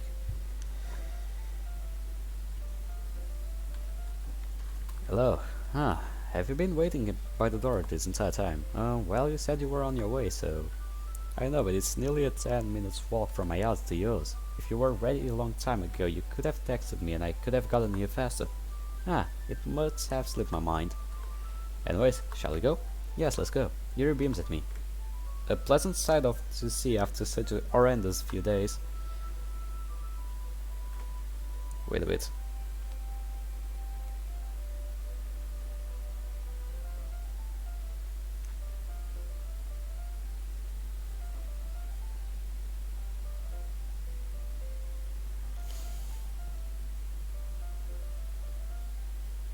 We walk until we make it to the downtown area. This is the part of town full of all sorts of restaurants, shops and clubs. You name it, it's here.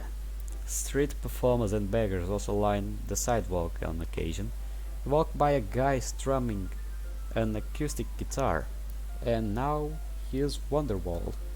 Yuri and I speed our pace up a little bit. I believe the cafe is just at the end of the block. Sure enough, we finally arrive at the cafe and step inside. Nice. Wait, what? Psionica here. Uncle Muggins.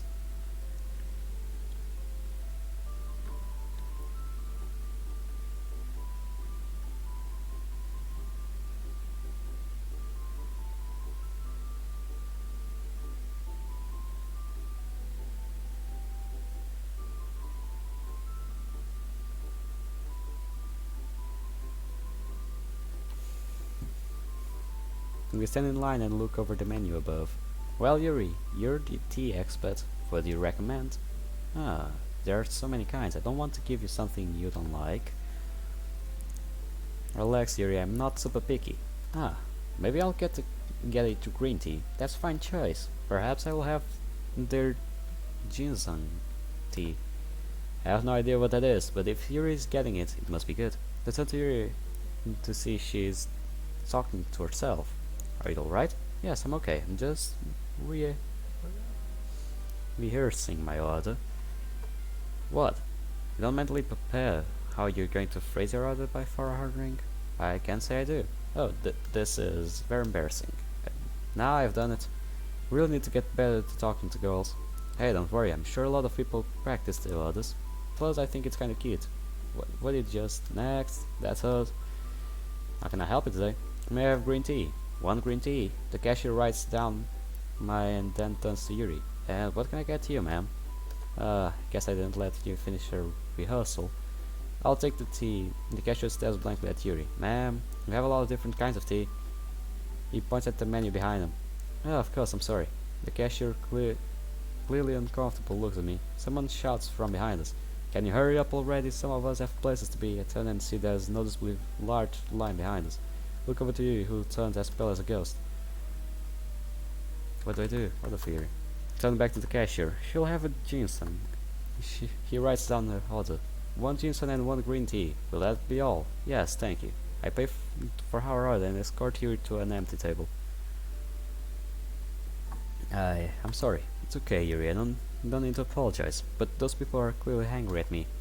I embarrassed you, didn't I? Yuri, look at me. It's okay. You didn't embarrass me. Also, who cares what those people think? If they want to be impatient and mad, then that's their own problem. Don't worry about what other people think.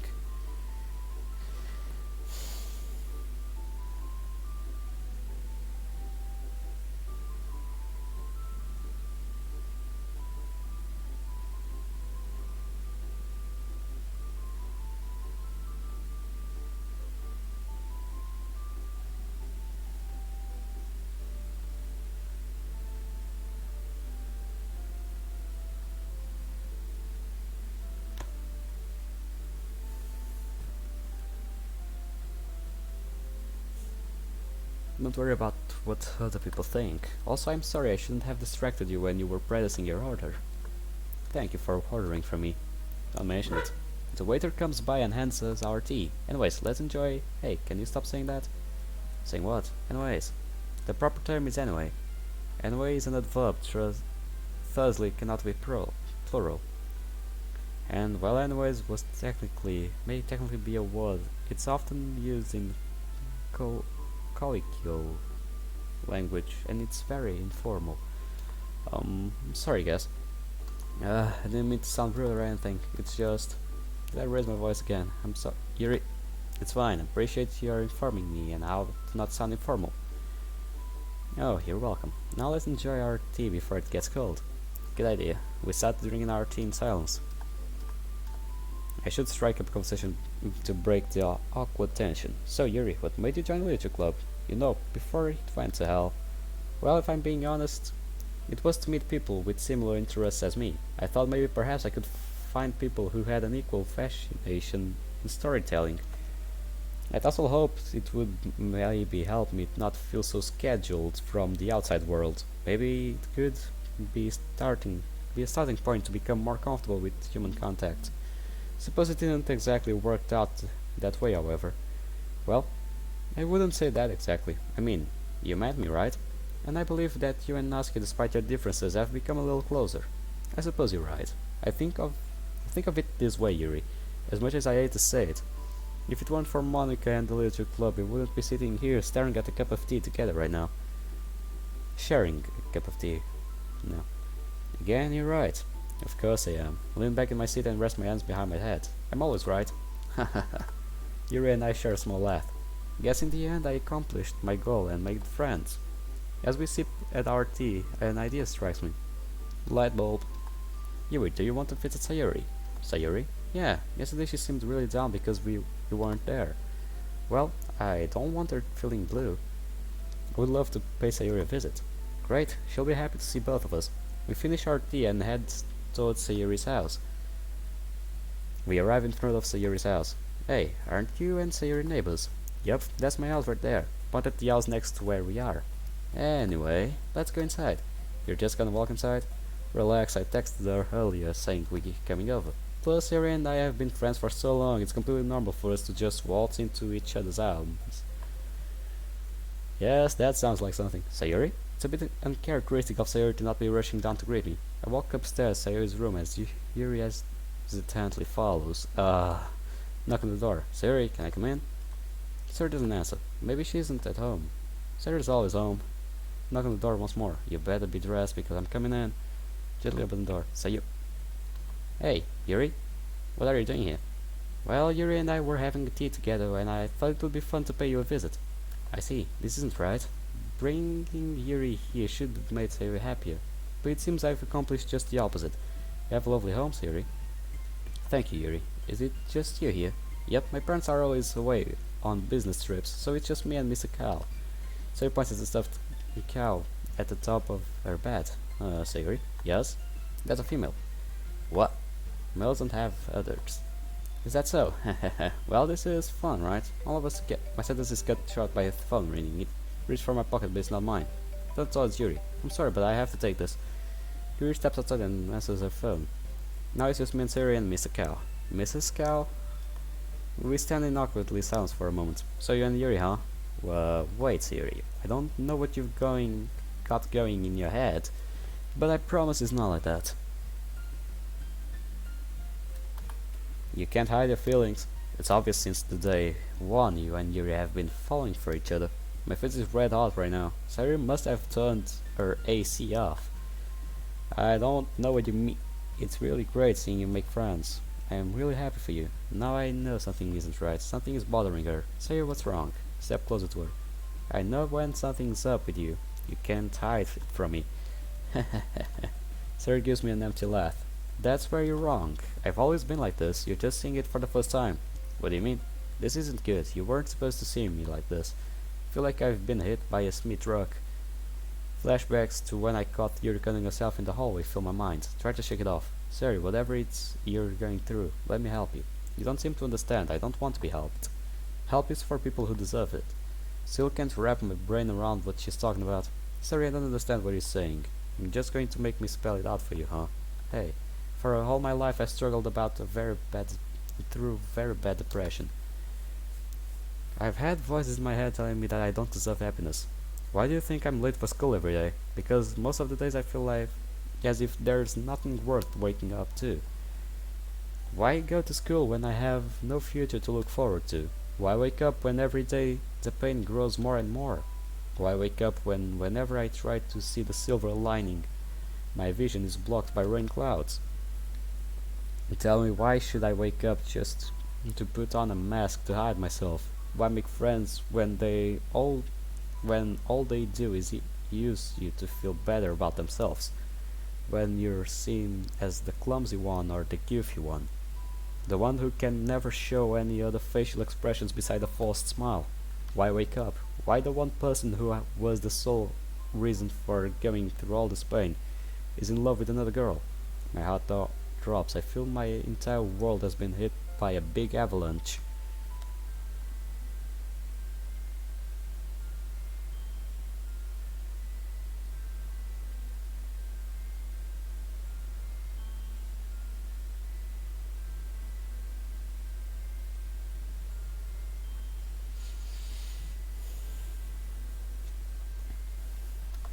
My entire friendship with Sayuri, I've been blind this whole time. What? I pull Sayuri into my arms. I hold her softly. I'm so sorry I never knew Sayuri. I promise you from now on I will do everything I can to make every day even a little bit better for you. Hey, Sayuri isn't holding me back. She presses her hands against my chest and pushes me away. You don't understand. No one understands. I don't want people to worry about me. It's bittersweet, you know. That words feel like a knife twisting in my chest. Sometimes it feels nice and other times it feels like a hammer being smashed against my head. It all makes sense to me right now. Why you came here? It's the world wanting to punish me. I know I deserve to be punished, but this is beyond torture. Seeing you here, seeing you with Yuri, it's like my eyelids are forced open while I have to watch the spear going through my chest. And the person driving it through me is the one I trust the most. Every waking moment, every heartbeat is a cry in pain. Sayuri, I don't have even the slightest clue as what to do here. Step closer to Sayuri and gently grip her shoulders. I know I can never understand what's inside your head, and I know I haven't treated you the best I could have all these years, but I still know what's best for you. Give Sayuri a sad smile, and I promise that I will always be by your side. But I remember how Yuri told me the eyes are the window to the soul, and as I looked through Sayuri windows and peered down into her broken soul, there's only one thing for me to say, Sayuri. You'll always be my dearest friend. Get out. What? Get out of my house. Go away. Now. But Sayuri said get out. She grabs a glass paperweight that's in the desk and throws it at the wall beside me. Shattered glass ricochets off the wall. I frantically sprawl out of the bedroom and downstairs. This didn't went as it was supposed to, did it?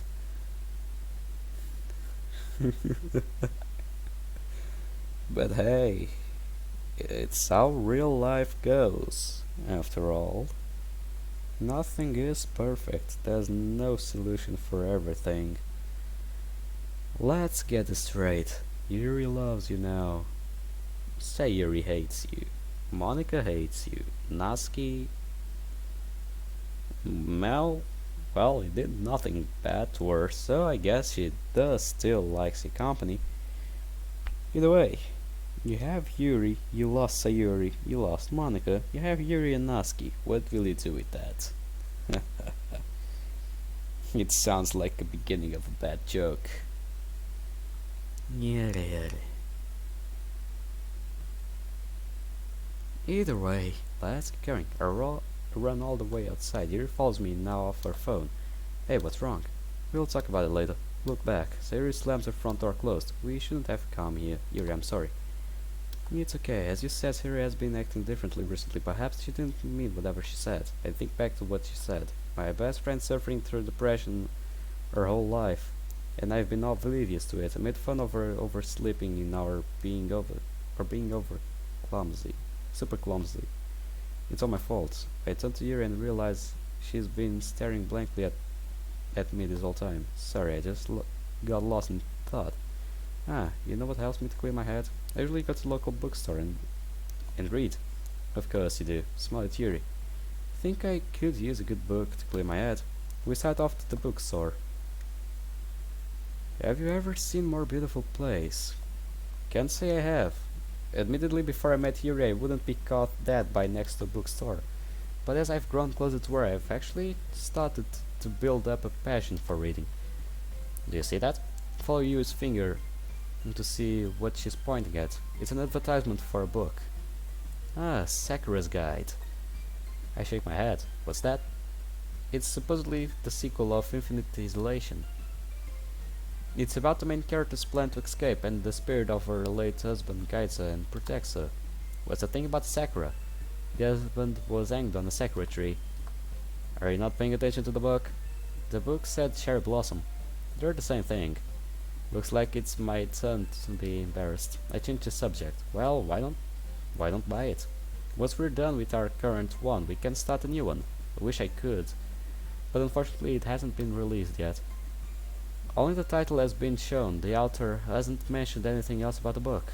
Wow, can't imagine anything more annoying than an author teasing a project, but never revealing anything else about it. Well, with that said, would you like to continue reading? I would love to. Luckily, the bookstore has a copy of the book. Grab it and we sit on an empty table. Yuri and I go through the next few chapters in silence. It's getting late. Would you like me for a walk you home? My, what a gentleman. My face grows hot. Guess a bookstore keeps their AC off as well. Don't mention it. As we walk out, the boy at the register calls out to us. Hey, Yuri. Yuri sees the cashier waving at us. Quickly, she rushes out of the store. Follow suit. Yuri, are you okay? Did you see how everyone was looking at me? How did you know her? I didn't know your name. I came here a lot, and sometimes he tries to start a conversation. I try not to come whenever he works. Even if I'm really into a book, I'll wait to purchase it until he's off shift. Did he do something to you? I'll go over there right now and... No, he's never done anything besides make light conversation. Then why do you avoid him? To avoid conversation. No, Yuri was introvert, but I must admit this is a tad bit absurd. Maybe.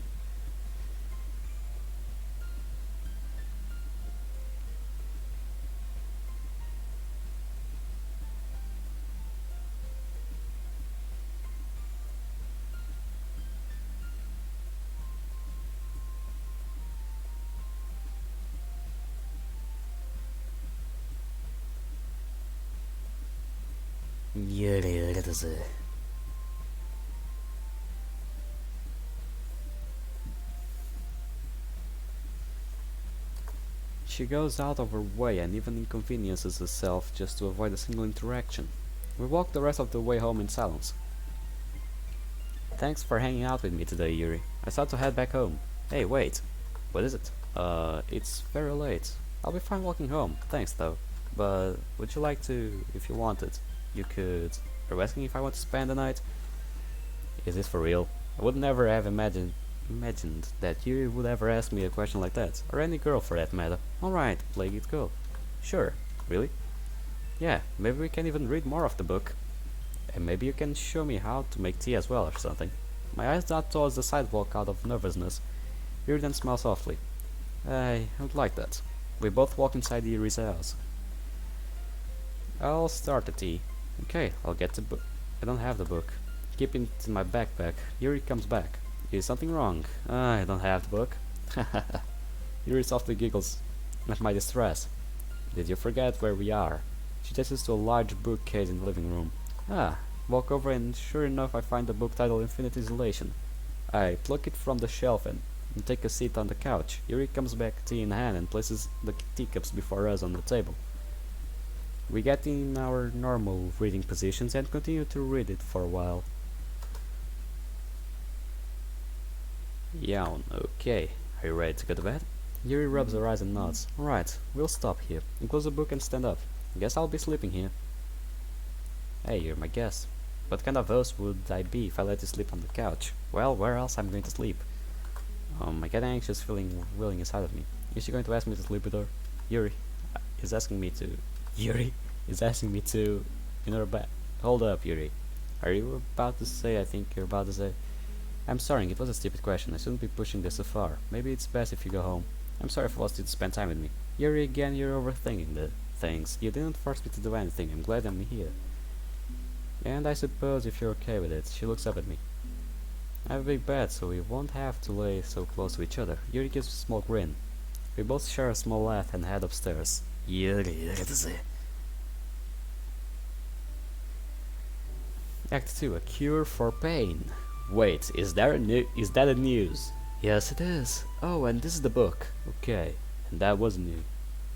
And 2 weeks later. Wait, are we living in our house now? I slowly open my eyes. The warm sunlight peeks through the curtains. At first I was surprised when Yuri offered to share bed, but I soon figured out why she wasn't nervous. She wasn't lying when she said she had a big bed. This thing is nearly 6 feet wide. Look over and see Yuri peacefully sleeping. For the past 2 weeks we've been taking turns staying at each other's house to read, drink tea, etc.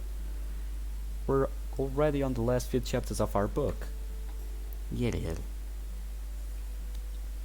a bit.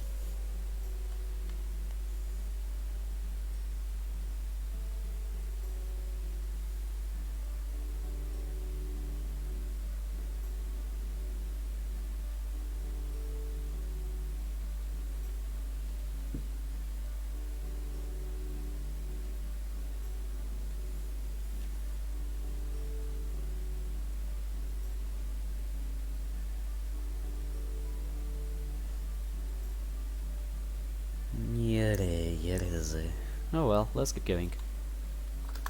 We haven't been going to the literature club at all. In fact, I'm pretty sure the club has been shut down since it was only Sayuri and Monica. Even wrapped in the thick blankets I feel cold. Sayuri loved the literature club and now it's gone. Lucky, I'm knocked out of my trance. I turn to Yuri. Good morning, my purple princess. What? Despite sharing a bed, Yuri still seems uncomfortable with any displays of affection. I guess technically, with the exception to sharing bed, our relationship has progressed beyond just friends. I'm too scared to ask her to be my girlfriend. What are you thinking about? Huh? You were spacing out. Is something on your mind? I'm fine. Just ready to start the day.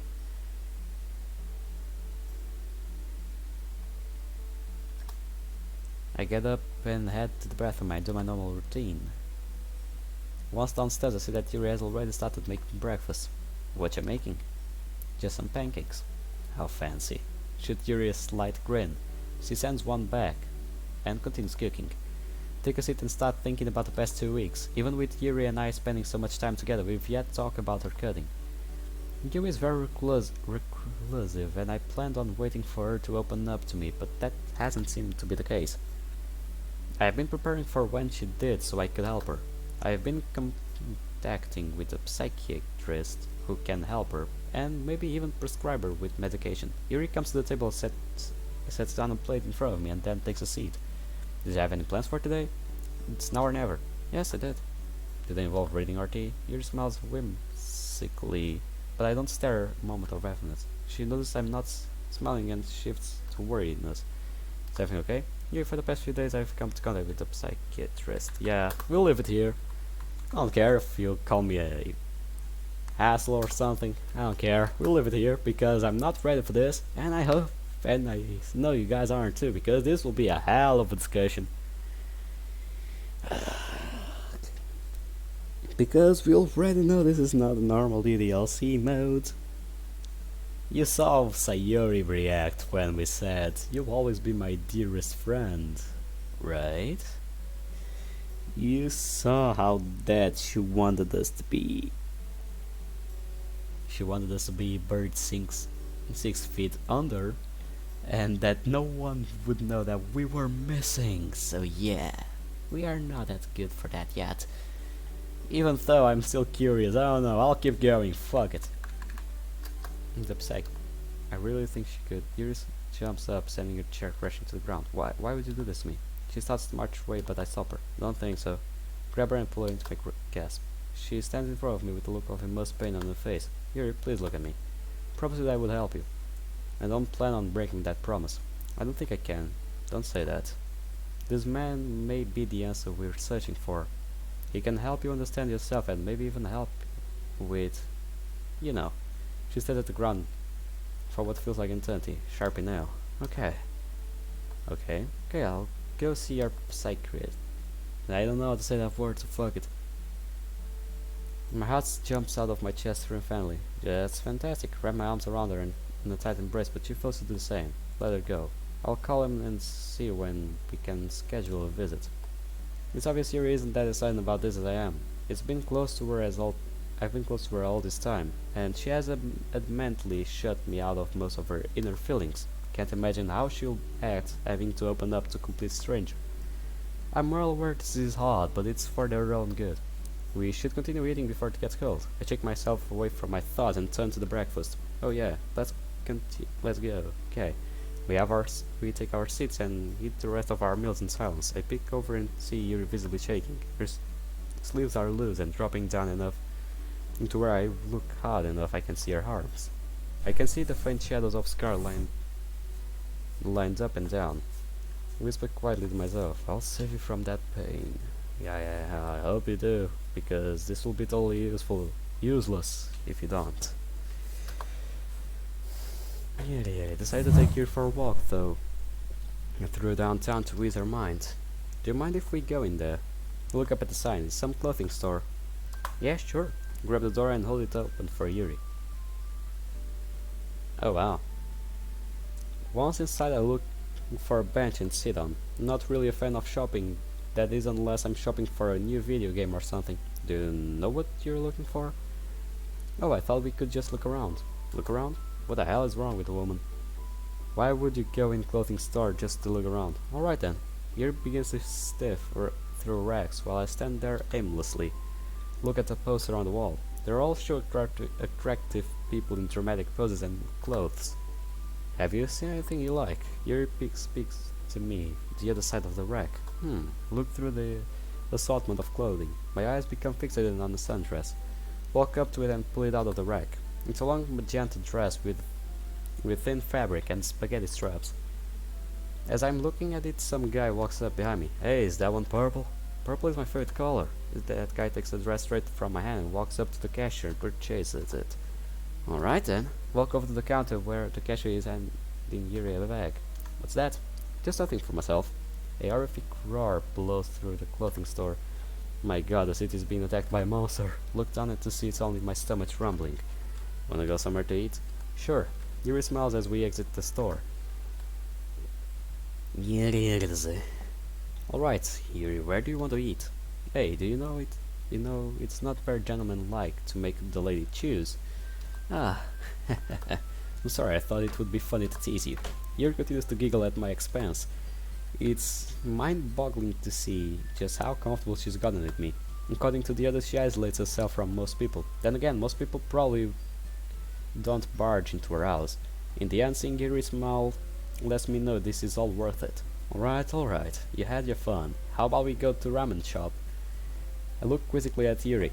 Can you just buy ramen for like 79 cents at the grocery store? That's the cheap store-bought ramen. Are you saying you never had authentic ramen noodles before? Can't say I have. Do you think there's one nearby? I'm sure we can find one. I pull out my phone and start searching for nearby noodle shops. I find one just a few blocks down. It's called Spaghetto Bowl. My phone is about to die. Do you think you can pull it up on yours? Of course. What's the address? It's 1273 Rockefeller Street. Right, found it. Then lead the way. We walk at the streets of downtown. It's a beautiful day. The hustle and bustle of the streets is the same as always. A lot of people are walking around, probably enjoying the weekend same as us. There's some guy standing in the middle of the sidewalk menacingly. He's wearing a very light pink button-down shirt with matching shorts, black belt and brown dress shoes. His hands are wrapped over themselves across his abdomen and he has a devilish blank smile on his face. You and I quickly walk by him and in hopes that he doesn't do anything to us. He's just looking at us menacingly. Ho, Chotaro. Yero, Dio. Ho, mokatte kuru no ka. Yere, give me a break. I've watched too much JoJo, give me a break. Within a couple of more minutes, we make it to the shop. Look up at the sign, Spaghetto's Wall. This is it. I hold the door open for Yuri and we step inside. Yeah. Well, it doesn't look like that. The name is Yoshinoya. It's cold in here. As soon as we step inside, a gust of wind blows against my body. This place definitely keeps their AC on. I look back inside the bar where the kitchen is. Chefs all over above big posts, which I assume are full of noodles. The hostess approaches us. Hello, how many today? 2, please. Right this way. We follow the hostess to a table and take our seats. Your waiter will be with you shortly. And she hands us the menus and walks off to sit the next guest. Yeah. This is really nice. I take it you've never been in a noodle shop before. Well, yeah, it's pretty neat in here.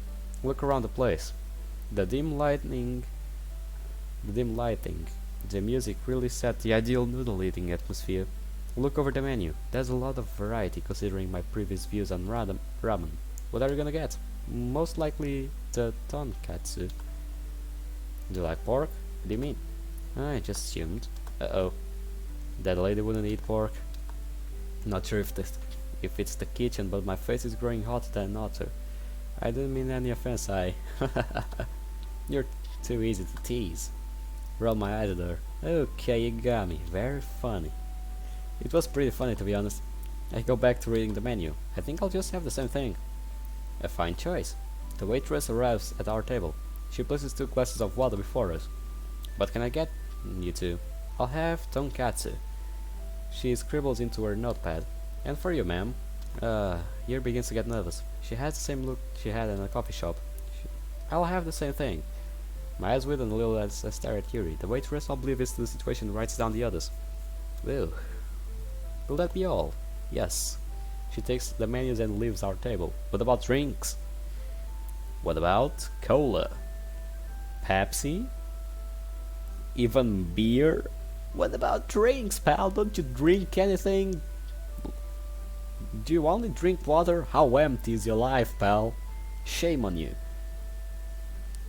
She takes the menus and leaves our table. Is everything okay? I feel the corners of my mouth raise. Just as I was expecting you to order. You smile shyly. Well, I suppose when I'm around you, I'm a bit more comfortable being myself. I give her another smile and she gives one back. That in itself is a small victory. The rituals return, balls in hands. Enjoy your meals. With a quick bow, she walks off. What's this? With my chopsticks I pointed a small ball of red mixture. It's a spice you can put in your ramen. Oh nice. Grab the small ball and begin to scoop it in my food. Hey wait! What? It's very hot. You're supposed to only put a small amount. I can't see why it comes in such a tiny serving. I'm sure I'll be fine. After scooping half of the bowl, I set it back down to the stir the noodles with my chopsticks. Grab the chopstick full of noodles and shove it into my mouth. Yuri winces as soon as the noodles enter my mouth. It's not that bad. Oh my god. Holy fuck. Oh god, oh god. Oh my god, holy fuck. That was the best. That was the best thing I ever heard when someone eats hot food. Or spicy food. Holy... Oh god, holy fuck, oh god, oh god. Start breathing heavily. Smoke begins to billow out of my mouth like a chimney. I feel so hot. I'm sweating all along my forehead. The broth feels like molten lava being poured down my esophagus. Who made this, Satan? Bits of sweat tickles down my face. Who are those tears? Either way my mouth burns. Grab my water and chug it down. The pain fades away. Wow, are you okay? Yeah. On the bright side, my sinuses have never been this clear in years. We share a laugh and continue our meals. How do you eat that? Loki? Yeah, thank you. For everything. It was just lunch. No, I'm not referring to the noodle shop. I'm referring to everything. Everything you've done. I haven't really felt like I've done much. But when you think about it, Yuri probably hasn't ever had a day where she goes out with a friend. Just one person being with her probably means a world to her.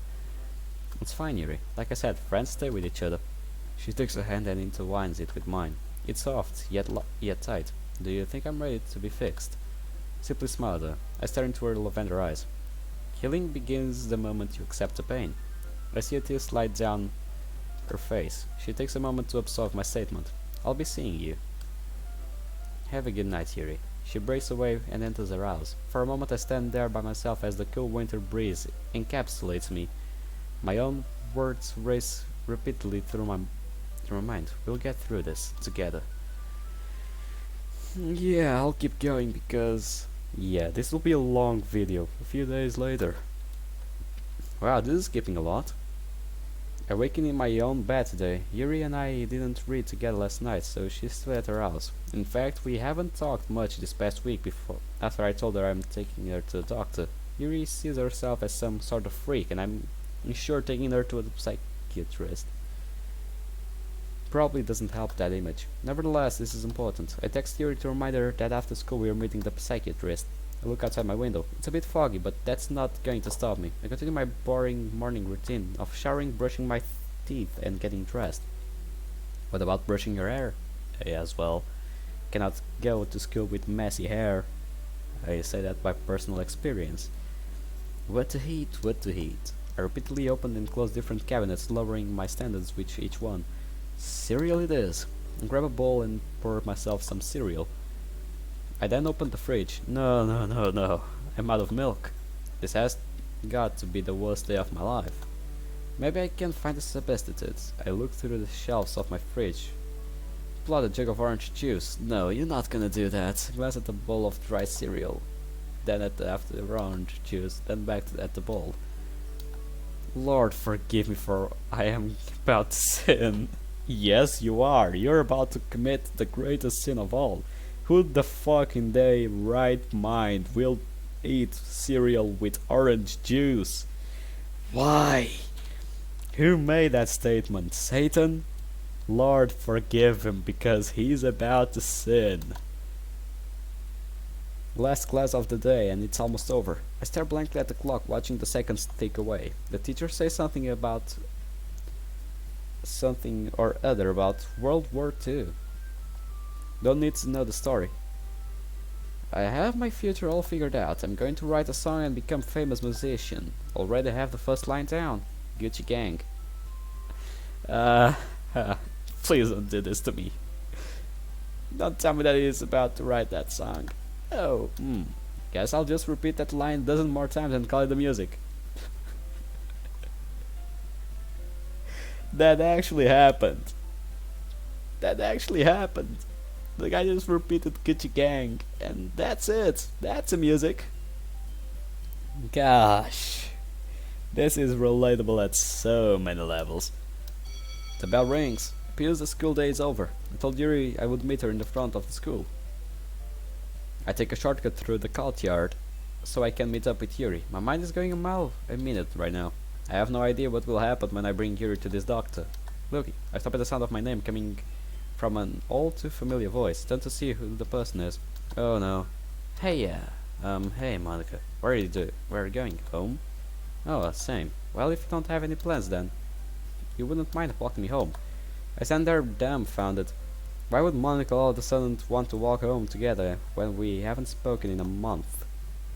And it's not like we've left on good terms either. I'm actually about to go somewhere. You said you were heading home. You wouldn't lie to me, would you? No, it's just that. I look around an escape routine. And this is I see a tall purple figure near the gates of the school. Look back at Monica. Her eyes follow mine and she also spots the purple figure. I see. Monica, I didn't mean to lie to you. I'm sure you didn't. I'll go ahead and let you walk home. Bye. Monica trots off. Without another thought, I make a break towards the gate. I'm here. There you are. I was getting worried. Sorry if I made you wait. I got caught up trying to take a shortcut. Guess it turned into a long cut, huh? I got out of awkward laugh, but Yuri still retains her nervous expression. Perhaps long cut wasn't very good word choice. I take her hand and hold it softly in mine. Yuri, look at me. It's gonna be okay, I promise. Yuri slowly nods. Let's go. Alright, here it is. Look at the clock above the doorway. Right on time too. The doctor should be out here any sec. As soon as I finish my sentence, the man walks out of the office door. He's an older gentleman with black hair that has started to grey. He wears an outfit you would see in one of those fancy expensive magazines. Nice dress shoes, a pristine three-piece suit and tie, and even a gold watch. Dr. Langton, Dr. Peter Langton, psychiatrist. It's a pleasure to meet you. He shakes my hand. You must be Lucky, correct? Yes, sir. This is Yuri. He holds out his hand to Yuri. Well, this is awkward. After a few seconds, Dr. Langton lowers his hand. Ah, that's fine. It's okay to be nervous around the doctor, I know. But I want you to know that there's nothing to fear. This is a safe place. He raises his arm as if to display his office. So, how about we step through the door and begin the session? Alright, let's go. Oh, I'm sorry, sir, but for now I wish to only speak to the young lady here. What, really? Just for now. Perhaps in the later sessions you can join in. But for the first time it's better to be one-on-one. Decide not to argue. Okay, I'll wait here. Thank you for understanding. You turn to Yuri, who hasn't spoken a word since we arrived. Shall we step inside? Doc, you mind if I talk to the doctor in private for a second? Not at all. Take your time. I'll be in the office for whenever you're ready. He steps back inside his office and closes the door. What are you thinking right now? I can't do this. Don't say that. Put my hands on his shoulders. Listen to me. You're a strong girl. You can get through this. And I'll be right here waiting the entire time. Dr. Langton only wants to help you. But I need you to cooperate. If not for him, or for you, then for me. Yuri stares blankly at me. Okay, I'll do my best. That's all I ask. Give her a hug and she steps into the office.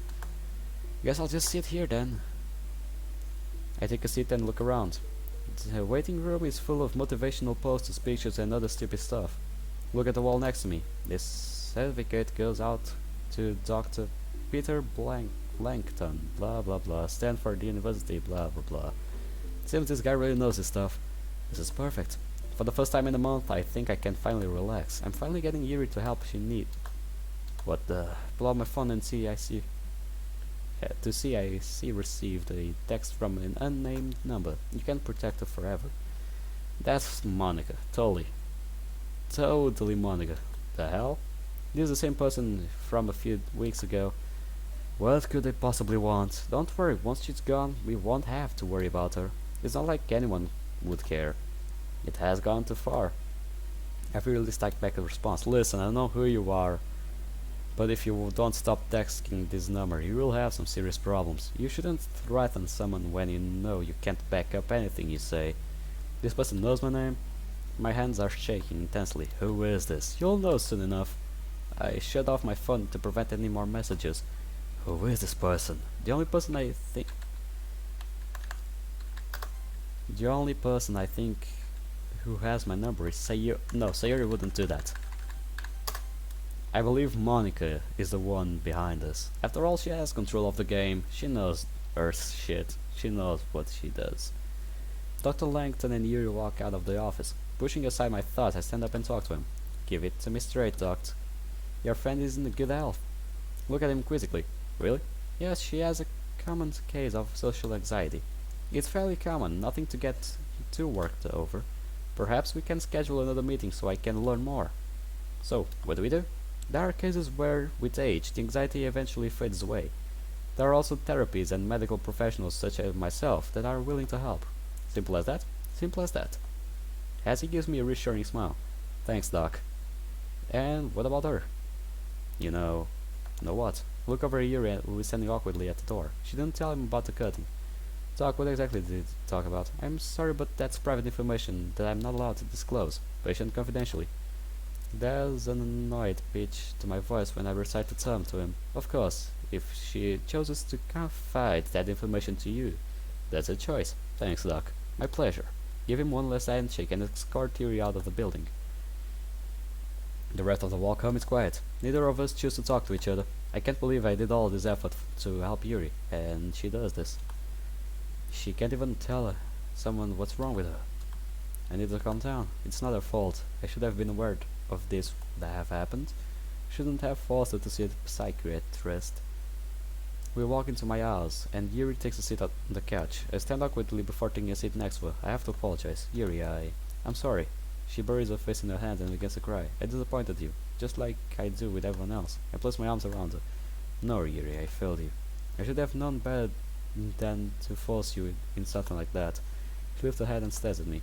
The lavender eyes are puffy with tears. No, you were right to help me. If I want to go back. Can you schedule another appointment? I'm taken aback. Really? I know this is what's best for me, and if you're by my side, I think I can get through it. I'll always be by your side, Yuri. Take her hand and intertwine it with mine. Can you do me a favor? Of course. I don't know how to go about explaining everything to the doctor. Well, I'm all ears if you need me. Thank you. Yuri takes a moment to collect her thoughts and actions. I see her quite often. Do you know why I do it? I would guess in order to feel some sort of control over your emotions. You're not far of it. Looking for my life, I've allowed people to be the glue, the stitches, and the bandages that hold me together. And every time they reopen it, without fail. I was only a small girl when I first witnessed how forgiving this world can be. My mother and father would argue non-stop. I was scared that one day they may even hurt each other. I used books as coping mechanism. I would hope that I could drown out my own reality and enter a new one. Eventually my dad left my mom and my mom had to pick up an extra job to support us. Even with all that happening, I just continued to repress my feelings and read my books. That's how I lived my life until she pauses again and catch her breath and recollect her thoughts. High school has been the worst year of my life. Everyone is so cruel and selfish. She stares deeply in my eyes, or that's what I thought until I met you. But even so, the kids at school would always call me full names or spread rumors about me. Boys would always pick on me, or stare at me when I walked by, or call me obscene names. She's starting to panic. I can see the fear in her eyes grow with each sentence. Yuri, I think we should stop here for now. No. Need to get this out, please. Tears continued to glide down her cheeks. I slowly nodded and allowed her to continue. I didn't know any other way to get rid of the pain inside. Oh, so she resorted to physical pain to help her with her emotional pain. That way she would not feel the emotional pain, because of the physical pain would take her senses out of all the emotions she kept pent up inside of her. And that's why she cuts herself, so she doesn't have to feel that emotional pain. She can relieve that emotional pain by cutting herself, feeling physical pain that will be used as a mask to stop her emotional pain. I've been in touch with that kind of stuff. on the first years of my depression. Yeah, can relate to that at the maximum level. Still, it's something I don't recommend, even in the slightest. Even so, let's keep going. There's no such thing as a cure for pain. I had to find a way to release it somehow. I tried to understand what she's saying, so I was right. It's a coping mechanism. It was at first. At first I was really scared, but that moment I first did it. The feeling of the blade splitting into my skin, the cold steel gliding along my arm, the beauty of the crimson streams flowing down my arms. I was exhilarating. Well, it's no longer become a way to deal with the pain. I had been seduced by it. It almost felt good to cut. I knew it was bad, but I couldn't stop myself. My mind was already lost. I wasn't strong enough to stop the urges. I would be feeling in my body I didn't understand, screaming at me to let go of everything I'm feeling. When I do it, it feels like I'm in my own world. It's the same feeling as when I'm reading a book, except the words are written in red, and the blade is of my pen. But the book eventually ends, my arm could heal, and I could continue to relive that moment of true freedom continuously.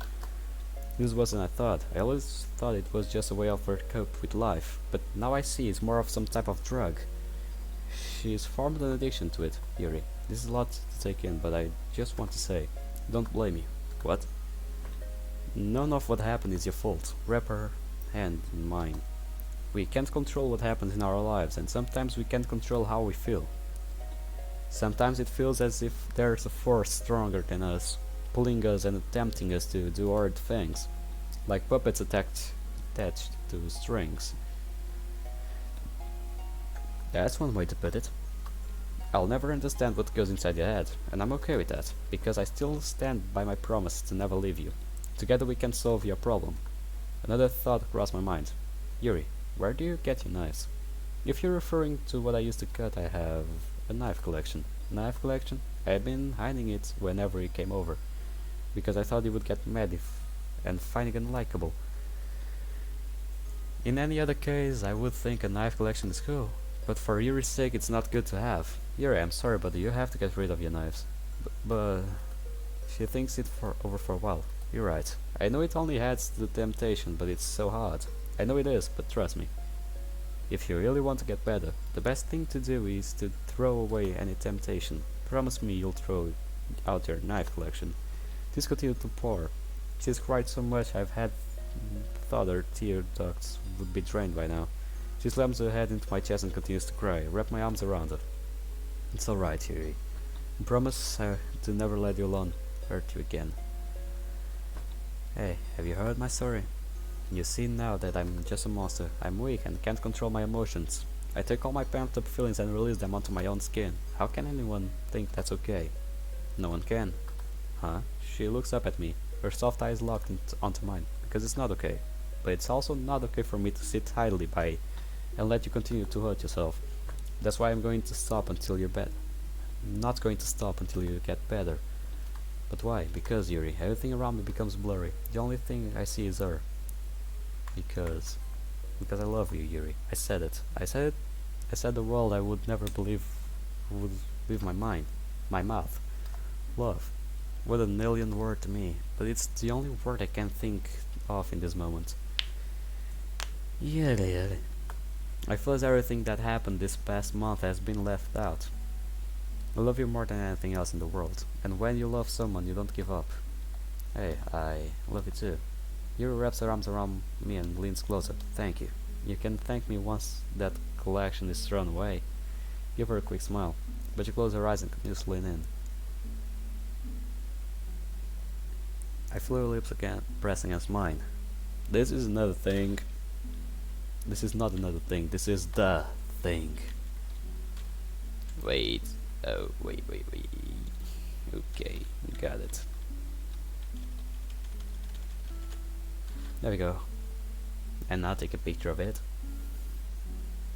Because it's cool. Yuri and the main character, who would say? This is amazing. Still.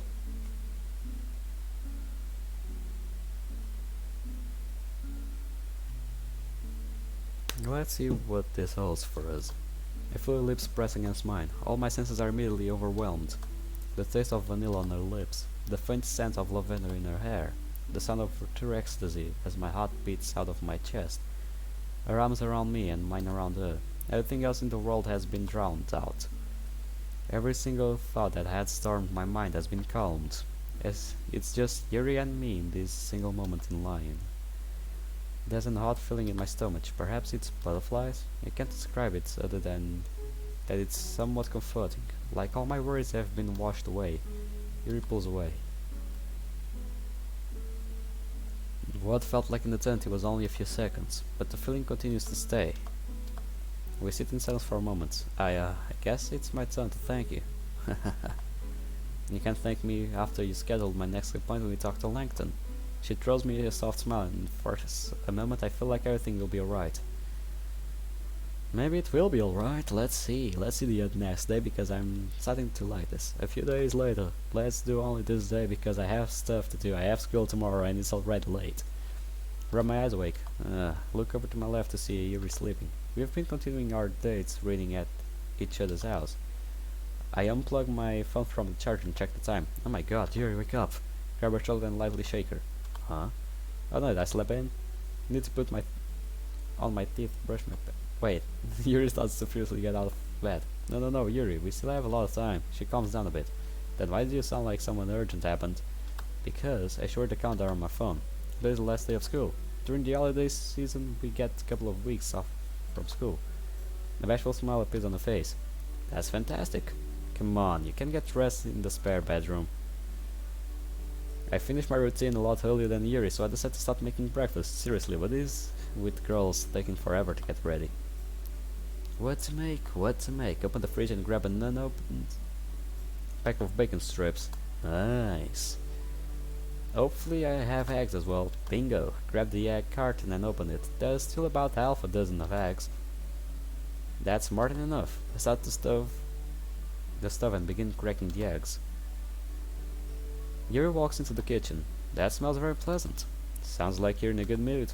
Of course, no school is a dream for me.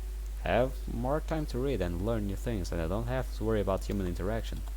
Noticeably pause. Yuri doesn't notice, and I continue cooking. Are you saying you're not going to spend time with me over the break? I didn't mean. You keep falling for my sarcasm, Yuri. I figured a smart girl like you would catch on. You would think. What was that? Are the eggs ready yet? Look down and see my breakfast burning. Oh shit! I quickly snatch the spatula and scoop the eggs and bacon on plates. I bring the plates to the counter and take a seat. Yuri, you've been served. Thank you, Lucky. Perhaps I should try to start a conversation. Do you have any plans for the break, Yuri, besides reading? Well, not really. Well, you're always welcome to spend time with me. Are you sure? I mean, we'll already spent the past month together without school and we can have even more time. Well, I would really like that. She gives me a soft smile. I check the time. Oh, we should probably start heading out. We don't want to be late for the first last day of school. Grab our plates and put them into the sink. Yuri and I head outside and start to walk to school. Where is Sayuri in the middle of this? I don't want to hear that she hanged herself. I don't want to see Monica's face again. But I'm curious about Natsuki. How is she hanging? Like her father's situation and all. It's not a pleasant situation, if I can put it that way. Oh well, let's keep going. We arrive to the courtyard. Our first classes are at different sides of the school. We say our goodbyes and head off to our respective classrooms. Class is still boring as ever. Negative b plus or minus the square root of b squared minus 4ac all over 2a. Don't start with maths. I hate that subject. It's fucking garbage. Yeah, never going to use that in my entire life. Yes. So long, maths. The school bell snaps me out of my daze. Time to go walk Yuri home. Yuri's home. I sling my backpack over my shoulder and head for the door. Oof, I suddenly bump into someone. Natsuki? This is awkward. Hey, it's for horses. Can you be serious for once? Alright, sorry. So I think it went well with Yuri. What makes you say that? I saw you two in the courtyard. Oh, yeah, it went well. Good. Don't know if Natsuki knows about Yuri's cutting, so I refrained from mentioning it. How did it go with you? Went home and went to bed. This conversation is going nowhere. Natsuki, I actually... Wait.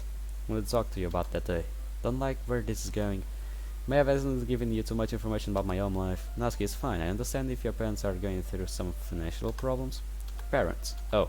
Sorry, I didn't... Look, just shut up and let me get this off my chest. I just need to vent to someone. And let me? Because you're the only person dumb enough to listen. Fair enough. Alright, continue then. As I was saying, this next part pertains to you. Uh-oh. Yeah, I already know where this is going. But still, I'm a person that likes to see this kind of stuff, so let's go. Uh-oh. A lot of people see my dad as some abusive monster, but he's not. He just struggles with saving money. He has his bursts of anger, but he tries hard to maintain himself. He's been taking medication to keep himself stable, but even those cost money. So, he decided it would be best if I don't live with him. What I'm hearing breaks my heart. It must be hard to have a part of with someone you've known all your life. Wait, Natsuki, how does this pertain to me? You want to stay at my house? Natsuki composed herself. I knew you were a stalker.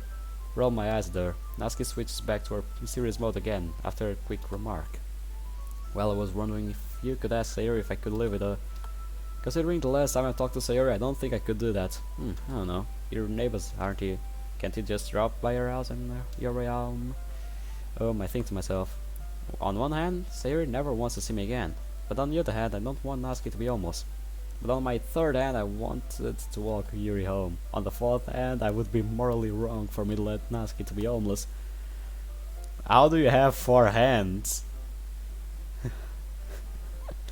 On one hand, I feel like this mod is good. On the other hand, this mod is full of memes. On the third hand, Monica is being a total bitch.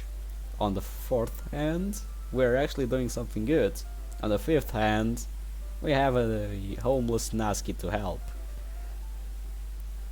How did I get 5 hands of nothing? Yeah, give me a break. I have to do what's right. Alright, I'll ask. Thanks. Guess the conversation's over. Well, I'll go do that now. Yeah, walk out this classroom. Once I turned to the corner, I made a mad dash for the gates. I hope I'm not late.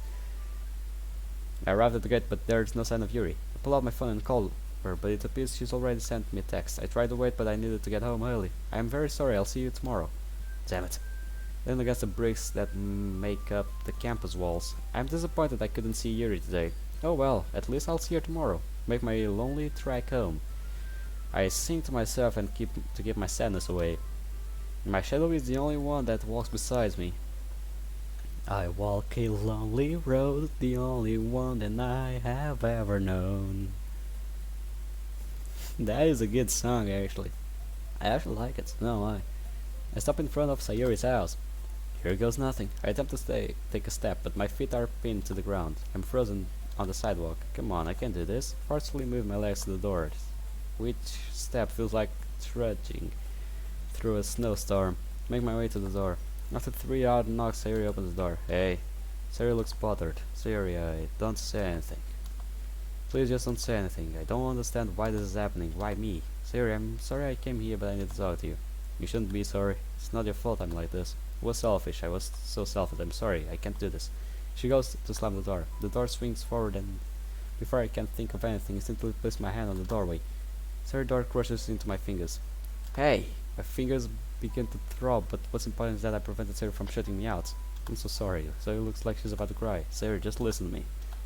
Begin to tell Sayori everything about my encounter with Natsuki, about Natsuki's situation with her dad and her needing a place to live. I have trouble looking her in the eyes as I speak. It doesn't look like she's even listening at all. She may have tuned me out. But eventually she speaks up. Okay, that's it. Natsuki deserves a place where she can be safe. Tell her she can live with me. My heart becomes a little bit lighter. Thank you so much. I'll tell her as soon as I can. Sayori doesn't say another word. For a moment she just stands there staring at me. Her blue eyes glisten, and she slowly closes the door. And once again I'm left alone. Guess it might as well catch up on some TV shows before bed. Or you could check your hand because you might have broke your fucking fingers. Could you not be a little shit and check your hand? It's painful. The hours went by quickly. The moonlight from my window tells me it's already night time. I feel bad for not getting to see Yuri today, but hopefully I can make it up to her tomorrow. I am glad that I was able to help out Natsuki, however. I still feel sick after the look Sayuri gave me, but maybe this is a good thing. Maybe Natsuki can help Sayuri with the depression, something that I failed to do. Groggily head upstairs to go to sleep. Yeah. Let's go. Another one. I awaken in sanctity of my blankets.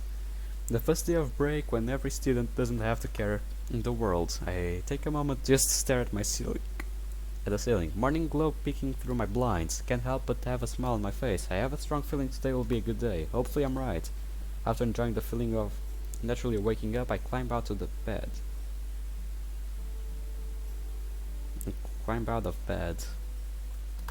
I do my morning stretches and head to the bathroom. Wait a bit.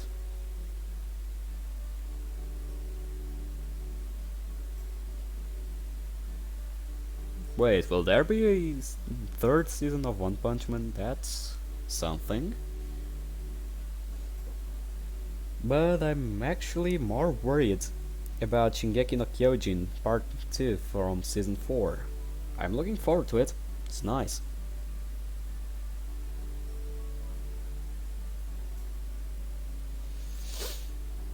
Yeah. Why am I talking about this while I'm doing a DDLC video? Let's move on.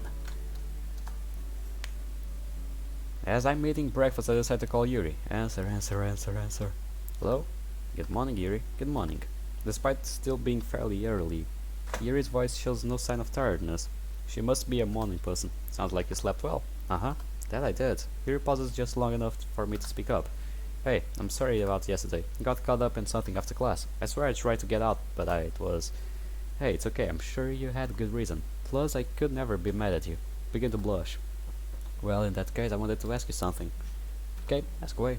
Well, I thought that we could what? I feel Yuri knows what I'm going to ask her, but rather than sparing me from my fear, she just decided to tease the question instead. That you could come over today. Perhaps you can watch a movie or something. There's a moment of silence as Yuri ponders the question. I would love to. Really? Of course, I'll be there in about an hour, if that's okay. Yep, that's perfectly fine. I'll see you then. Bye. I hang up the phone. I pump my fist in excitement before realizing, what are we going to do? I told Yuri we would watch a movie. I need to get my head out of my ass. Wait, what? Ugh, why? It's just two friends of opposite genders alone in the house. Damn it. Alright, I need to calm down. Yuri and I spent a lot of time together. We shared a kiss. Hell, we even slept in the same bed. It was a very big bed though, but the same bed nonetheless. So, why do I feel so different? It feels as if our relationship has grown in some way. I no longer see Yuri as a girl she presents herself as. To me, she's no longer that shy girl who steers away from anyone who talks to her. She is just a normal girl. Sure, she still needs help, but we still need to get rid of her knife collection. But my mind relaxes as I feel that I've actually made progress. I'm overthinking this, aren't I? I've set up a small snacks and glasses for us so we can watch the movie. Yuri should be arriving any second. Snacks, check. Deodorant, check. Clean clothes, check. Movie. Uh-oh. I haven't picked a movie yet. What am I gonna... Uh-oh. Get up to answer the door. I open the door, put on my most inviting smile. Hey. Hello. Just look for her to come inside. Thanks for inviting me. I wave my hand in front of my face. Don't worry about it. It's the least I could do for not walking you home yesterday. What a gentleman. I begin to blush as my face grows hot. I swear I turned my AC on. I suppose chivalry isn't dead after all? I just look forward to take a seat on the couch as I walk over to the TV stand. Oh, you didn't tell me what we were gonna watch. And that's the question that drives the nail in the coffin. I'm sorry, what was that? Oh, I just said that it will be a surprise. Yes, even for me it will be a surprise. Wait, And there's the question that drives the nail in the coffin. I never heard that expression before, but still, looks like a neat one. It will be a surprise for both of us. Yes, indeed it will. You realize horror. Maybe I should do that. Or maybe action. Who doesn't love superhero movies? Or maybe romance. Don't be dumb. That only works in movies and games. What about comedy? I'll be able to see Yuri laugh. Or maybe that one movie where everything was a dream. Titanic. Is everything okay? Yeah. Is something wrong? At this point I'm starting to sweat. What did I do? Aha. Light bulb. What was that? Turn around and look at her. Ah, you have a guess what movie we were watching? Ah, not good at guessing. Give it your best shot. Yuri thinks for a moment. Got her right where I wanted her. Well, I've always really wanted to see the movie Misery. There's a movie about the state of misery. I read the novel and I have been wanting to compare it to the movie. Oh, Misery. By the King dude? You give me a look of disappointment. Why am I like this? I turned back to the TV stand. Please have misery, please have misery, please have misery. Look in the back where I stored the movies my parents used to own. All of a sudden I spotted. You're a good guesser. Huh? Turn around and press in the case for her. Her lavender eyes brighten up and reflect the sunlight seeping from the window. Ow! She sounds baffled, as if she can't believe she guessed right. Truth is, whatever movie she guessed is going to be the one that I picked. And of course luck was involved with whether or not I had the movie on hand.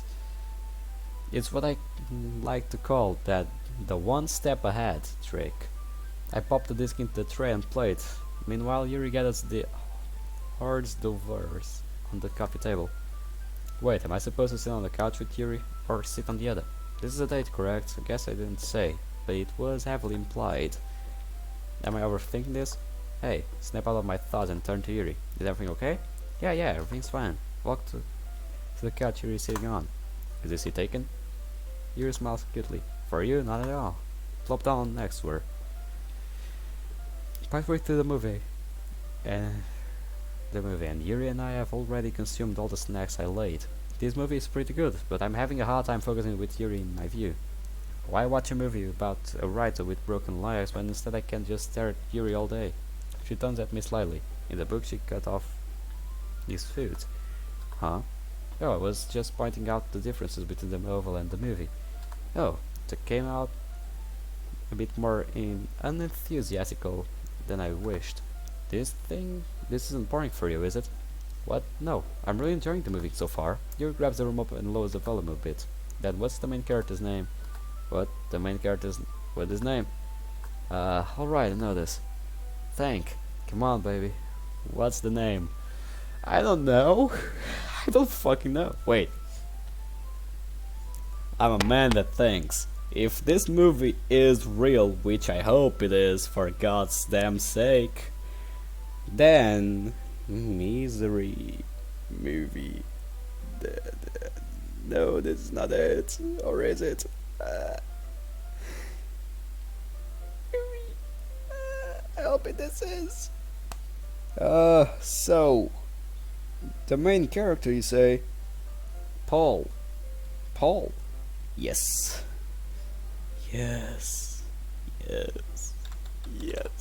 Paul. Brain blast.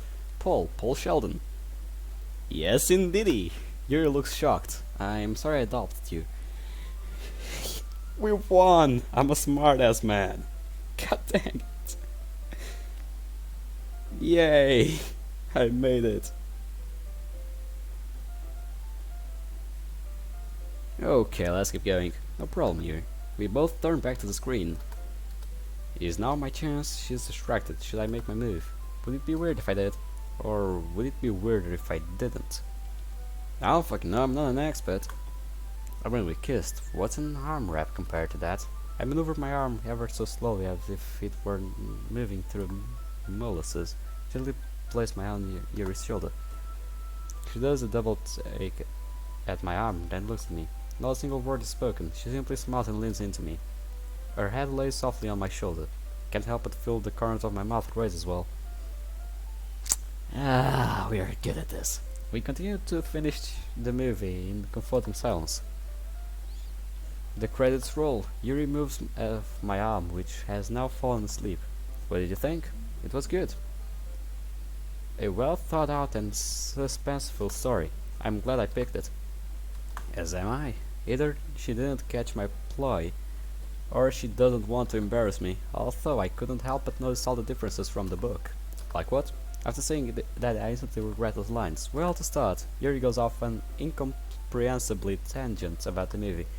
Try following along, but I can't quite understand what she's saying. I'm too busy staring at the way her eyes reflect the orange sun peeking through the window. Right? Uh-oh.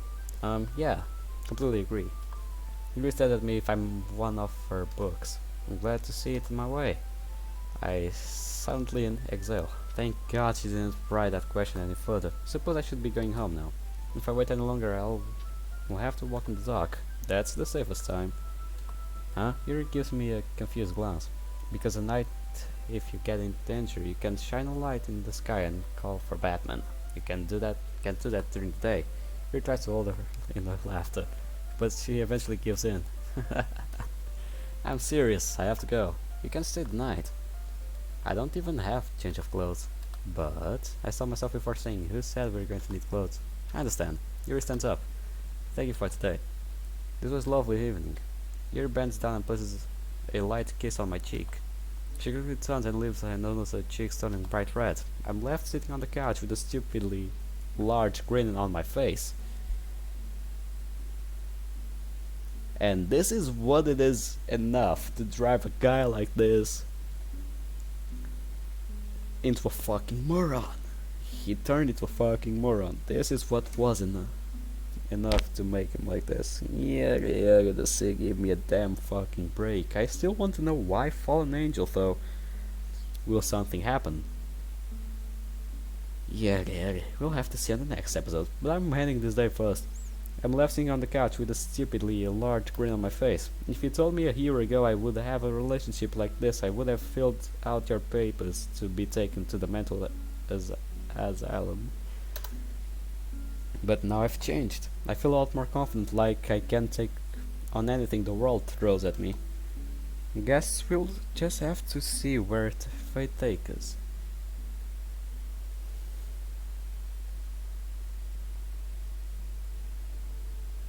And this is where we stop. So guys, I hope you enjoyed this video. Leave a like, comment down below the thought of it. I'm enjoying this mod so far.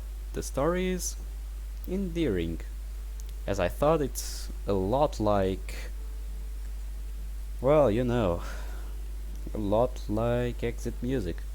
The only differences being that this one we have more choices to do, and Exit Music was more like reading script and not making too much choices.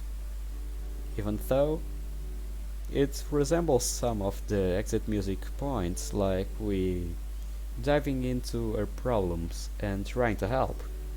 But instead of Natsuki we have Yuri. This story is endearing and I'm looking forward to continue this. Well, I hope you guys enjoyed the video once again. I hope you like this mod. I hope you like my videos. Well, I'll see you guys on the next episode. See you on the flip side. Goodbye, pals.